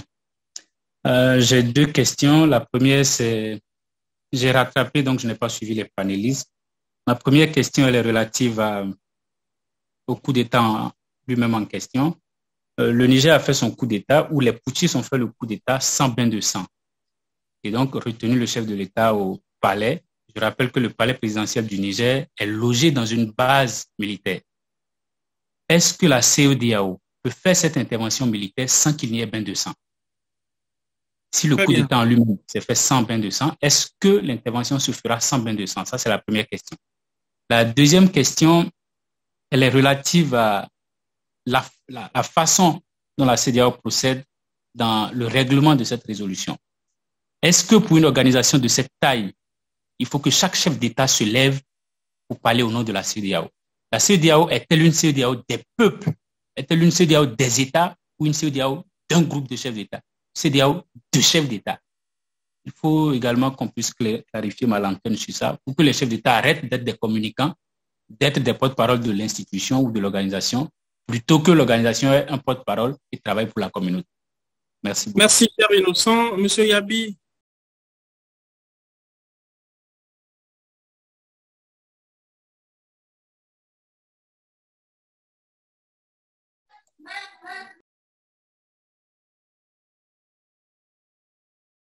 Oui, c'est le docteur Gilles Yabi ou...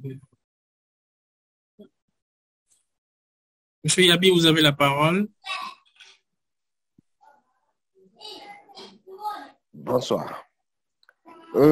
Ma préoccupation était de savoir aujourd'hui, lorsque je vois dans les manifestations... Yabi, s'il vous plaît? Non, c'est Innocent qui parle maintenant. Mais j'avais donné la parole à Innocent. Innocent a déjà parlé, monsieur. Innocent a fini, il n'a pas parlé. Oui, monsieur. Innocent n'a pas parlé. Vous n'avez pas... S'il vous plaît. Innocent n'a pas... Je n'ai pas parlé. Je voulais parler quand l'autre, monsieur Yabi a parlé. S'il vous plaît. Là, je vois afficher Infinity Smart HD. Je n'ai pas vu votre main, s'il vous plaît. Je vais passer au... Ah, d'accord. C'est Innocent maintenant. Si monsieur Yabi n'est pas en ligne, Faisal. Merci, bonsoir à toutes et à tous. Merci aussi d'avoir initié ce dialogue citoyen. Moi, c'est Faisal Maman Memako, socio-économiste. J'ai deux questions. Aujourd'hui, ça chauffe au Sénégal. Le président Ouattara fait un 3e mandat en Côte d'Ivoire. Mais il est celui qui a porté la parole de la CEDEAO à la fin de la dernière conférence. Pour moi, la CEDEAO a un problème d'éthique et de morale. Moi, je voudrais demander aux panélistes, qu'est-ce qu'ils proposent pour une CEDEAO préventive et une CEDEAO des communautés? Merci. Merci beaucoup. Je pense qu'on va clore ainsi les interventions du public ou bien des participants et revenir au panel. Je pense que le docteur Abdourahimoun ne nous a toujours pas rejoint. Malheureusement, la connexion au Niger ne nous permet pas de profiter de sa contribution. C'est dommage. Je pense qu'il était là tout à l'heure. Il était là. Docteur, est-ce que vous êtes là? Elle a même posé des questions. Non. Non, c'était pas lui. C'était pas lui qui était là. Bon, on va revenir au panel. Je vais commencer par Dr Célestin Alessis Abessi pour vos réponses. Vous avez écouté les participants. Je vais vous laisser répondre de manière globale aux préoccupations des uns et des autres. Bien évidemment, sans trop prendre de temps. Merci. Cher docteur, vous avez la parole. Merci beaucoup. Effectivement, il y a beaucoup de questions et essentiellement, beaucoup s'articulent autour du protocole additionnel de la CEDEAO et de sa raison légitime d'intervenir. Je pense que Monsieur le ministre a répondu largement à la question et en plus, avec la citation du protocole additionnel de 1999, je précise que la CEDEAO est une organisation sous-régionale qui a mandat de la part de tous les États qui le constituent à agir de manière légitime, y compris avec la force. Maintenant, la question qu'on peut se poser, c'est, et beaucoup de gens le posent, beaucoup de jeunes en Afrique posent la question de savoir tout comme d'ailleurs aussi en Europe en son temps, est-ce que l'union est une union des peuples ou une union, un cartel des chefs d'État? Il faut de manière, je dirais, responsable et de manière très franche et très critique, dire qu'en effet, tous les actes posés par l'institution CEDEAO a toujours été remise en cause par la légitimité de ceux qui posent ces actes-là. La CEDEAO en elle-même est une institution qui est légale et légitime. Mais ceux qui sont responsables de la CEDEAO, les chefs d'État qui ont été élus, parfois très mal élus, parfois issus de coups d'État, effectivement, remettent en cause, in fine, la légitimité, mais pas la légalité des décisions qui sont prises. Il y a bien entendu une différence entre légalité et légitimité. Ce qui est légal, c'est ce qui est prescrit la loi. Ce qui est légitime, c'est ce qui revêt l'onction du peuple, l'onction d'une élection et l'onction d'une nomination légitime.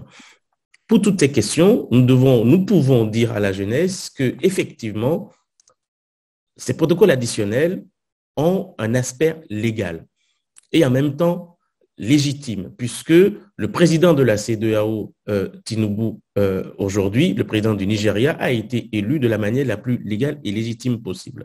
Donc, le siège de la CEDEAO étant à Abuja, les décisions prises par la conférence des présidents de la CEDEAO est une décision légale, puisque respectant la loi. Maintenant, est-ce que la CEDEAO est une CEDEAO des peuples? Est-ce que, à l'époque de sa création, est-ce que les parlements ont voté? Bien évidemment, non, tous les parlements n'ont pas voté à ma mémoire, peut-être que je me trompe, mais tous les parlements n'ont pas légitimé tous les protocoles additionnels qui ont été faits au fur et à mesure. Donc, effectivement, nous devons rebâtir, recrédibiliser, redonner une légitimité à cette institution au fil du temps et au vu de tout ce qui se passe. Deuxième chose, la question qui a été posée par M. Djanotin est de dire, est-ce que, finalement, qui rejoint un peu la question de la légitimité, est-ce que les chefs d'État, et ça rejoint aussi les trois critères des démocraties autoritaires ou des régimes autoritaires, est-ce que les chefs d'État aujourd'hui de l'Afrique francophone, si on regarde le mode d'élection ou le mode d'arrivée au pouvoir, est-ce qu'ils constituent pour la jeunesse aujourd'hui des exemples, des modèles je dirais, de représentation populaire et de légitimation? La réponse est non. Enfin, la question qui se retrouve aussi au sein du débat est celle de savoir, est-ce que ces présidents, est-ce que ces représentants des peuples sont des marionnettes? Est-ce qu'ils ne sont-ils pas dépendants d'intérêts étrangers, d'intérêts français ou d'intérêts américains ou d'intérêts ailleurs? La question est une question qui est consubstantielle, je dirais, de la formation de nos nations et de l'indépendance de nos pays. Il est évident qu'aujourd'hui, il y a dans le monde, en termes de géostratégie, de géopolitique, de nouveaux blocs qui s'affrontent, une sorte de nouvelle guerre froide. Et c'est extrêmement intéressant de mener ce débat en parallèle avec ce qui se passe dans l'Est de l'Europe. Effectivement, on voit très bien qu'il y a une sorte de nouvelle guerre froide, de nouvelle partition du monde avec des grands ensembles qui s'affrontent et l'Afrique devient toujours le terrain de jeu de ces grands blocs. Et effectivement, la France, pour ne pas la nommer, a toujours pris des décisions jusqu'à présent qui d'abord défavorisent nous les Africains et en plus la pointe du doigt et la défavorise. Elle n'a pas su mener cette forme de décolonisation que les anglo-saxons avec le Indian Rule ont mené jusqu'au bout. Et donc, nous vivons les derniers avatars, les derniers soubresauts, les derniers événements, je dirais, cathartiques de la relation France-Afrique qui doit absolument prendre fin pour que les deux parties, je dis bien les deux parties, puissent se retrouver dans de meilleures conditions. Les séparations sont toujours brutales, les divorces sont toujours, je dirais, un peu sanglants, et le divorce entre la France et l'Afrique francophone est de plus en plus sanglant.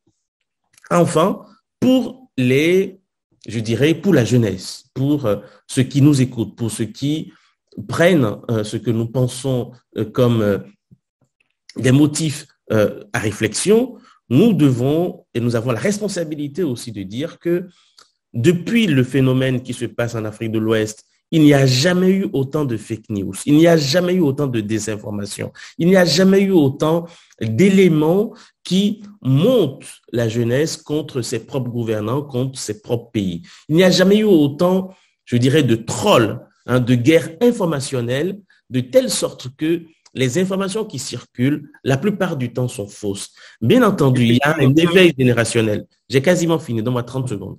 Il y a un éveil générationnel.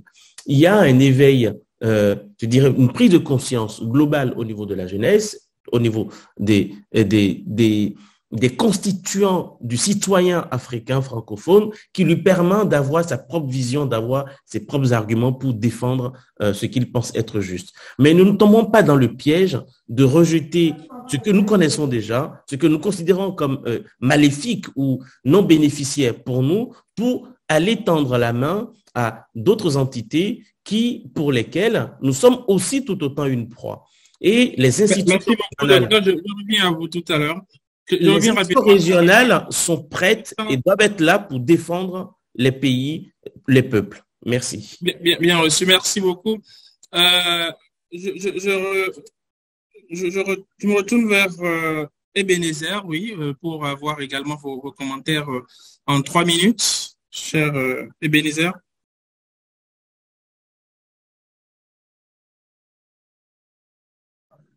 Bon, je vais essayer de répondre en 3-4 minutes aux questions. La première question que j'ai retenue, c'est est-ce que, l'une des questions qui me paraît être, en tout cas, l'une des plus importantes questions, est celle de savoir est-ce que les putschistes ont fait le coup sans bain de sang, sans tout ça, est-ce que la CEDEAO a essayé d'intervenir sans vraiment sans bain de sang, et je constate que nous sommes en train de parler de la légalité d'une intervention de la CEDEAO, alors même que ce qui se passe au Niger, qui est bien fait, qui est une réalité, on n'est plus en train de nous interroger sur sa légalité. Ce que nous appelons coup d'État, au fait, au Niger, ce n'est pas qu'un coup d'État, c'est aussi un enlèvement.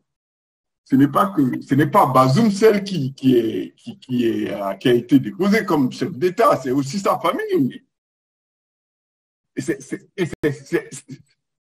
Si on vit dans une région, si on est confortable de vivre dans une région où on peut, des soldats armés peuvent kidnapper la famille du président et ceux qui veulent faire quelque chose pour empêcher que cela ne soit une réalité, c'est à eux on demande d'expliquer pourquoi ils doivent intervenir. C'est comme si on se fixe des objectifs qui me paraissent un peu difficiles à atteindre.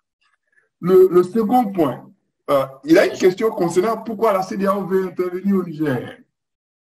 Alors, notre région vit une situation de crise que tout le monde connaît. Et je ne parle pas de crise politique, je parle de crise sécuritaire maintenant. La force de l'ONU va quitter le Mali à la fin de ce mois. Et d'ailleurs, l'ONU est en train de demander à ce qu'on assure maintenant la sécurité de ces forces pour que ces forces-là puissent quitter le Mali en toute sécurité. Parce que le mois de juillet a été, selon les experts en sécurité, le mois le plus violent en termes d'attaques terroristes au Mali. Comment est-ce que le Burkina lutte contre les terroristes? Parce qu'il faut qu'on en parle. Ça fait partie des raisons pour lesquelles la CEDEAO veut intervenir. Le Burkina arme les milices ethniques pour se défendre parce que l'armée n'a pas certainement les moyens d'intervenir.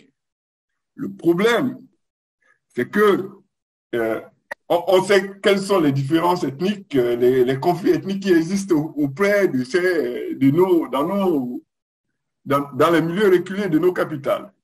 Et lorsque les terroristes attaquent et que moi j'ai un différend avec toi, ou du moins lorsque deux villages, un village plus grand est armé, l'autre ne l'est pas, et que le village A armé attaque le village B, et que l'État n'est pas là, le village B est obligé de s'entendre avec les terroristes prochainement pour pouvoir se défendre.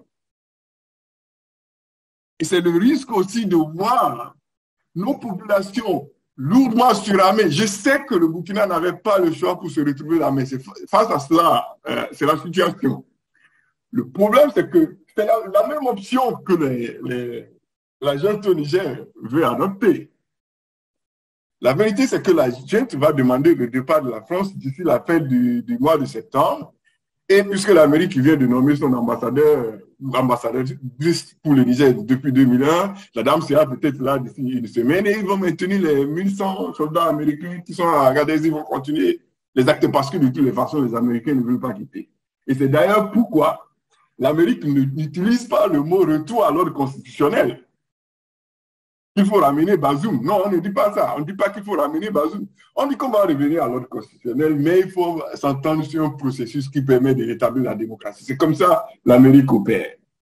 Et aussi, donc, la France part de Niamey bientôt. Et on va armer les civils et tout ça.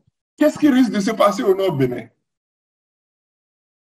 Qu'est-ce qui risque? Et pour ceux qui savent, les terroristes au nord Mali, au nord Burkina, ont une seule mission, l'accès à la mer. Et leur route d'accès à la mer, c'est Cotonou. Les attaques au Bénin ne sont pas pour rien, c'est pas pour... Le plan, c'est de pouvoir quitter le nord et avoir accès à la mer. Donc, est-ce qu'on laisse faire, on laisse la situation sécuritaire au Niger dans la main des gars qui ne veulent que se maintenir au pouvoir, ou la CEDEAO intervient pour voir comment rétablir l'ordre démocratique? L'autre option, c'est pourquoi la CEDEAO intervient militairement, j'ai déjà dépassé, mais dans une minute, je m'arrête. Pourquoi la CEDEAO intervient militairement, veut intervenir militairement pour rétablir Bazoum, et alors qu'il n'y a pas une force d'intervention contre le terrorisme? Je répondais en disant qu'au fait, avant le coup d'État, la réflexion était de mettre une force d'intervention terroriste au nord Bénin. C'était l'une des discussions qui se faisait déjà en interne au Nigeria. Et le Nigeria était censé déployer son contingent militaire et voir dans quelle mesure, au moins on va contenir ce qui se passe et voir comment on peut maintenant soutenir le Niger. La situation du Boko Haram au Nigeria s'est largement améliorée. La crise à l'interne, ce n'est plus Boko Haram, c'est plutôt la faim, c'est la misère, c'est l'enlèvement. C'est ça le danger sécuritaire auquel le Nigeria fait face. Donc, pour finir, la CEDEAO veut intervenir au Niger. Je ne pense pas qu'on irait jusqu'à l'option militaire. C'est cela mon souhait, parce qu'il n'y a pas d'option militaire sans bain de sang. Nous reparlerons tout à l'heure de l'option militaire ou bien de la sortie de crise. Ok, alors je m'arrête là. C'est bon. On va écouter aussi le ministre sur les différentes préoccupations des participants. J'espère aussi en 3 minutes. C'est un défi, monsieur le ministre. Oui. Je vais aller très vite en rappelant simplement que le Nigérien qui est passé pour nous faire le reproche qu'on n'avait pas le souci du Niger, si on n'avait pas le souci du Niger, on ne se serait pas retrouvé justement à parler du Niger. Notre objectif aujourd'hui, c'est que ce pays se tire d'affaire sans qu'il y ait la moindre effusion de bain, mais en même temps que la situation qui a été dérégulée par le général Tchani et les gens de la junte puisse être totalement rétablie. On parle du Niger aujourd'hui, le fait générateur, le malfaiteur, c'est le général Tchani. C'est lui qui est à l'origine du renversement du régime et c'est lui qui doit pouvoir rétablir le régime, justement dans une démarche de négociation où il faut que la CEDEAO ouvre un nouveau cycle assez vite et assez rapidement pour désigner une haute personnalité publique africaine aujourd'hui qui puisse, en un laps de temps, avoir le dialogue avec les militaires, avoir le dialogue avec le président Bazoum et les deux opinions aujourd'hui pour les mettre en place pour essayer de trouver le moyen de sortir de là en rétablissant, bien évidemment, je ne suis pas comme les Américains, le président Bazoum. 2, malgré les critiques que l'on peut adresser aussi bien à nos chefs d'État, à la CEDEAO et aux sanctions qui ont été édictées par la CEDEAO, il faut rappeler simplement que le contexte de nos États a connu quelques évolutions depuis 10, 15, 20 ans. Aujourd'hui, nous sommes dans un contexte de la CEDEAO où la Cour de justice de la CEDEAO sanctionne les chefs d'État, sanctionne les États, c'est une évolution. Deuxièmement, la CEDEAO des peuples, on le dit souvent, mais la CEDEAO des peuples, c'est rien d'autre que cette CEDEAO qui est représentée aujourd'hui par les chefs d'État que l'on dit mal élus, et c'est vrai, que l'on dit dictateurs, et c'est vrai, que l'on dit qui violent les textes, et c'est vrai, qui prennent une façade de dictateur à l'intérieur du pays et qui se comportent en démocrate en dehors. Alors donc, j'ai pas envie de pointer du doigt des pays, mais aujourd'hui, la situation politique d'un pays comme le Bénin aujourd'hui est décriée. La situation politique d'un pays comme le Sénégal est décriée, et voilà deux exemples aujourd'hui et qui ne peuvent pas nier l'évidence que la CEDEAO des peuples et la CEDEAO des textes doit s'appliquer. Donc, les sanctions, bien évidemment, ont un fondement juridique, je ne reviens pas là-dessus. Et ces fondements juridiques, il faut rappeler, c'est des sanctions politiques qui sont prises par des chefs d'État, même contestées, mais ce sont des sanctions qui s'exposent justement à la vindicte populaire. Les peuples peuvent aujourd'hui déférer ces sanctions-là devant la Cour de justice de la CEDEAO. Et d'ailleurs, il y a un groupe de Nigérians, justement, qui a saisi la Cour de justice de la CEDEAO au fin de pouvoir empêcher l'utilisation de la force militaire. Au titre de la paix, la lutte contre la criminalité incombe à la CEDEAO, tout comme la lutte contre le terrorisme, mais pas principalement, mais surtout accessoirement ou en substitution des États, parce que c'est la responsabilité première des États. La CEDEAO doit être réformée à coup sûr pour la rendre non seulement plus représentative, mais également plus démocratique, avec un parlement de la CEDEAO. Vous évoquez déjà Oui, parce que je sors du débat. Moi, je suis obligé de partir. Donc, la dernière question que j'ai envie de vous poser, donc je vous propose qu'on y revienne oui, dans votre dernière intervention. Je suis en train de partir dans les 5 minutes, justement, si vous m'autorisez juste pour que j'ai mon dernier mot, parce que après il faut que je parte. Je suis désolé. Ah, d'accord. Donc, dans ce cas, je vous fais alors la dernière question qui... Mais j'ai compris votre dernière question. Oui, il faut pour les trois. Et ma question, c'est essentiellement la sortie de crise. Comment sortir de cette crise avec une CEDEAO qui est en déclin? Comment redorer le blason de la CEDEAO, mais aussi comment sortir de la crise au Niger, c'est-à-dire est-ce qu'il faut reconnaître carrément le putsch et faire avec, est-ce qu'il faut intervenir vraiment militairement et comment? Dans tout ça, ce serait un tort de reconnaître le putsch, ce serait le fait accompli. Si vous reconnaissez le putsch au Niger, le prochain, vous serez obligé de le reconnaître. Le fait accompli en droit est incompatible. Deuxièmement, j'ai indiqué tout à l'heure la possibilité justement pour la CEDEAO de désigner une haute personnalité publique africaine aujourd'hui pour prendre à bras le corps dans les 2-3 semaines, un mois tout au plus, pour régler ce dossier-là. Bien évidemment, j'étais en train de parler de la CEDEAO lorsque vous avez précisé votre question. Je suis désolé pour les autres parce qu'il faut que je parte. J'ai demandé à ce qu'une CEDEAO plus démocratique, notamment avec un parlement plus représentatif, notamment avec la multiplication des cours de justice, justement, qui peuvent aujourd'hui être des rétablisseurs de droit, et que les décisions de justice doivent s'imposer aux États, qu'un pays comme le Bénin ne puisse pas ignorer une décision de justice, qu'un pays comme la Côte d'Ivoire ne puisse pas l'ignorer, alors même qu'il intervient dans un contexte où véritablement en Côte d'Ivoire, il y a une violation de droit. Et cette violation a été tentée au Sénégal. Heureusement encore que le président Macky Sall a été bien animé. Il est revenu donc à de meilleurs sentiments à ce niveau. Je disais également qu'il faut que la CEDEAO prenne en compte justement le sujet du contentieux électoral, parce que c'est à la suite du contentieux électoral que toutes ces crises naissent.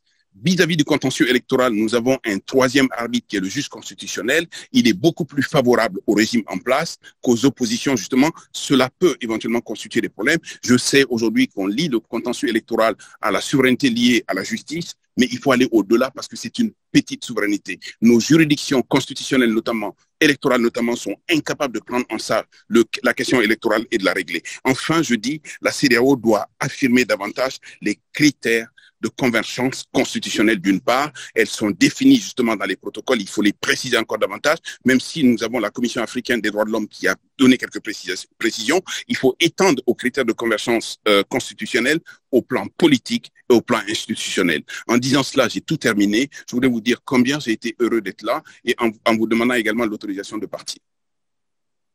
Merci beaucoup, monsieur le ministre, d'avoir été avec nous pendant 2 heures moins 10, je vais le dire comme ça. Vous avez fait tout le débat avec nous. Nous vous remercions pour cette disponibilité et espérons que nous aurons l'occasion de vous avoir également dans d'autres panels ou pour d'autres occasions au niveau du CIAF.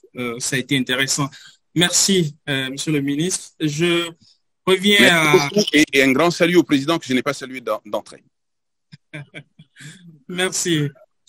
Je reviens aux deux autres panélistes encore avec nous. Nous avons, je vais dire, 6 minutes pour clore et j'aimerais que vous soyez complices ou bien mon complice dans la gestion du temps. Et donc, je vous consacre, je vous accorde 3 minutes chacun pour aussi évoquer les questions de sortie de crise, comment redorer le blason de la CEDEAO, comment sortir de la crise au Niger et peut-être comment espérer qu'on aura fini avec les coups d'État dans la sous-région. Je commence par le docteur Agbessi. Bien évidemment, ce sont des questions de fond qui ne peuvent pas se régler en quelques minutes, mais nous allons essayer d'y arriver. La crise au Niger révèle aujourd'hui une sorte de dégradation de la situation sociopolitique et surtout, on ne peut pas accuser le président Bazoum d'avoir une crise sécuritaire à ses frontières puisque depuis son arrivée, depuis 2 ans, effectivement, les crises au niveau des attaques djihadistes ont baissé, la croissance sur le plan économique a beaucoup cru et il est même prévu que dans les prochaines années, le Niger soit le pays d'Afrique qui atteigne une croissance de 2 chiffres, environ 10%. Néanmoins, je reprends encore ce que je disais tout à l'heure, nous devons avoir une vision globale de la situation, une vision géopolitique, en sachant que nos États sont des États fragiles et de cette fragilité naissent effectivement tout ce que nous venons d'entendre de part et d'autre avec tous mes collègues panélistes. Maintenant, pour résoudre la crise au Niger, il y a une bonne suggestion de la part du ministre qui, évidemment, comme dans toutes les institutions, on nomme un haut représentant de la CEDEAO qui va négocier avec les militaires et en vue de trouver une solution. Il me semble que la CEDEAO, malheureusement, a raté une très belle occasion dans les 48 heures suivant le putsch de mener une action rapide, efficace et concordante, puisque aujourd'hui, utiliser la force, comme tout le monde l'a rappelé, peut être extrêmement délétère, mais la CEDEAO maintient sa pression maximale et c'est de bon aloi.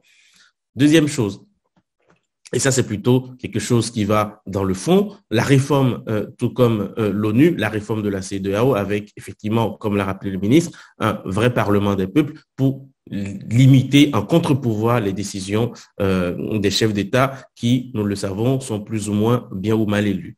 Enfin, une dernière chose à ne pas oublier, nous devons nous rappeler que les institutions démocratiques dans tous les pays de la zone francophone, les institutions font la démocratie. Les institutions font le progrès. Les institutions font les hommes. Les pratiques des institutions chez nous en Afrique doivent évoluer vers une sorte de consensus, j'insiste beaucoup sur ce mot de consensus, qui permettent, comme l'a dit juste Kodjo, un éminent politiste militaire, à un régime de consancratie, qui est puisque nous discutons beaucoup sur comment est-ce que nous pouvons adopter les règles démocratiques dans nos pays, tout en gardant nos valeurs, en gardant nos richesses et en gardant nos cultures. Voilà une piste de réflexion, la consancratie, qui, effectivement, aboutit plus à un régime de consensus qu'à un régime rigide présidentiel avec les institutions. Pour terminer, nous devons éduquer. Nous devons éduquer. Et pour éduquer, nous devons financer l'éducation, financer la santé, financer les institutions de base qui permettent à la population, aux plus pauvres d'entre nous, d'avoir accès à des choses les plus élémentaires. Nous ne pouvons pas légitimer les présidents, les institutions, sans que la notion même d'État, la notion de nation, qui constitue les principes de base du vivre ensemble, absolument, les principes de base du vivre ensemble, qui sont les services les plus élémentaires de l'État.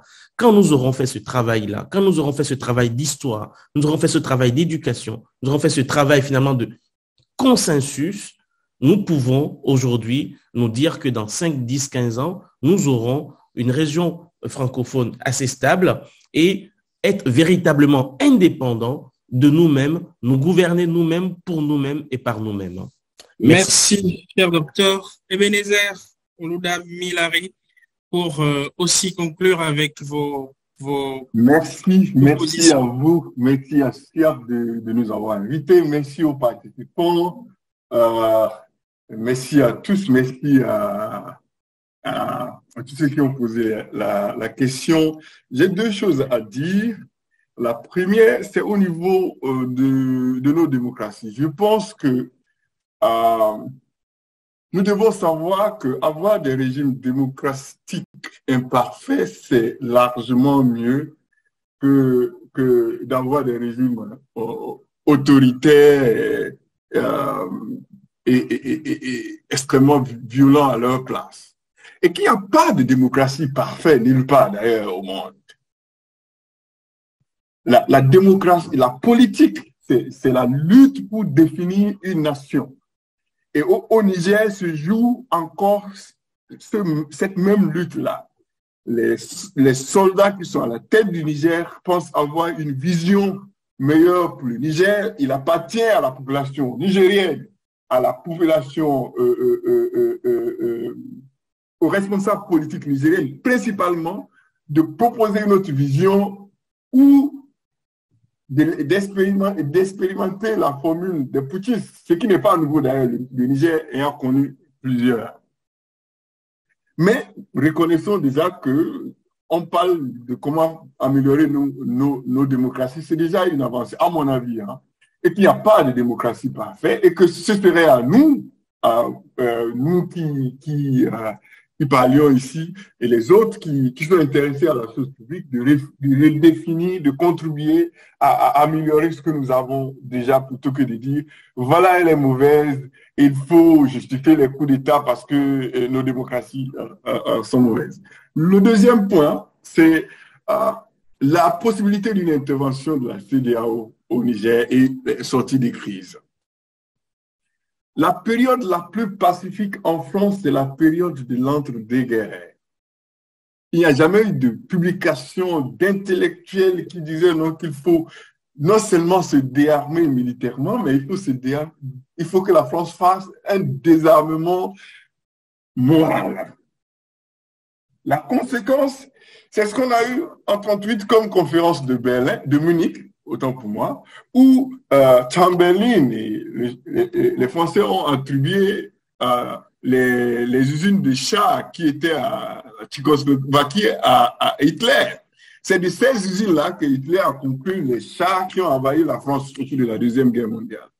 Encore une minute.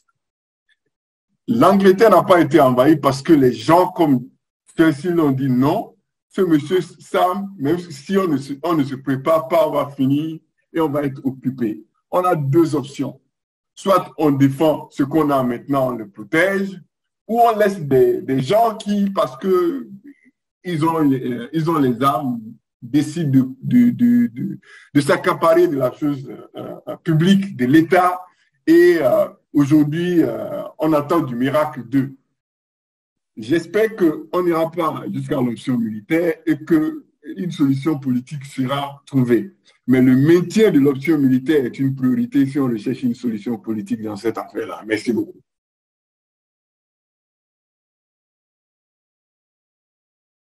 Merci. C'est fini, hein? Allô?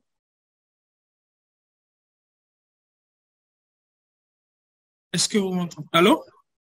Oui, Odilon, nous t'entendons très bien. Ah, j'avais disparu 2 secondes, je ne savais pas la connexion.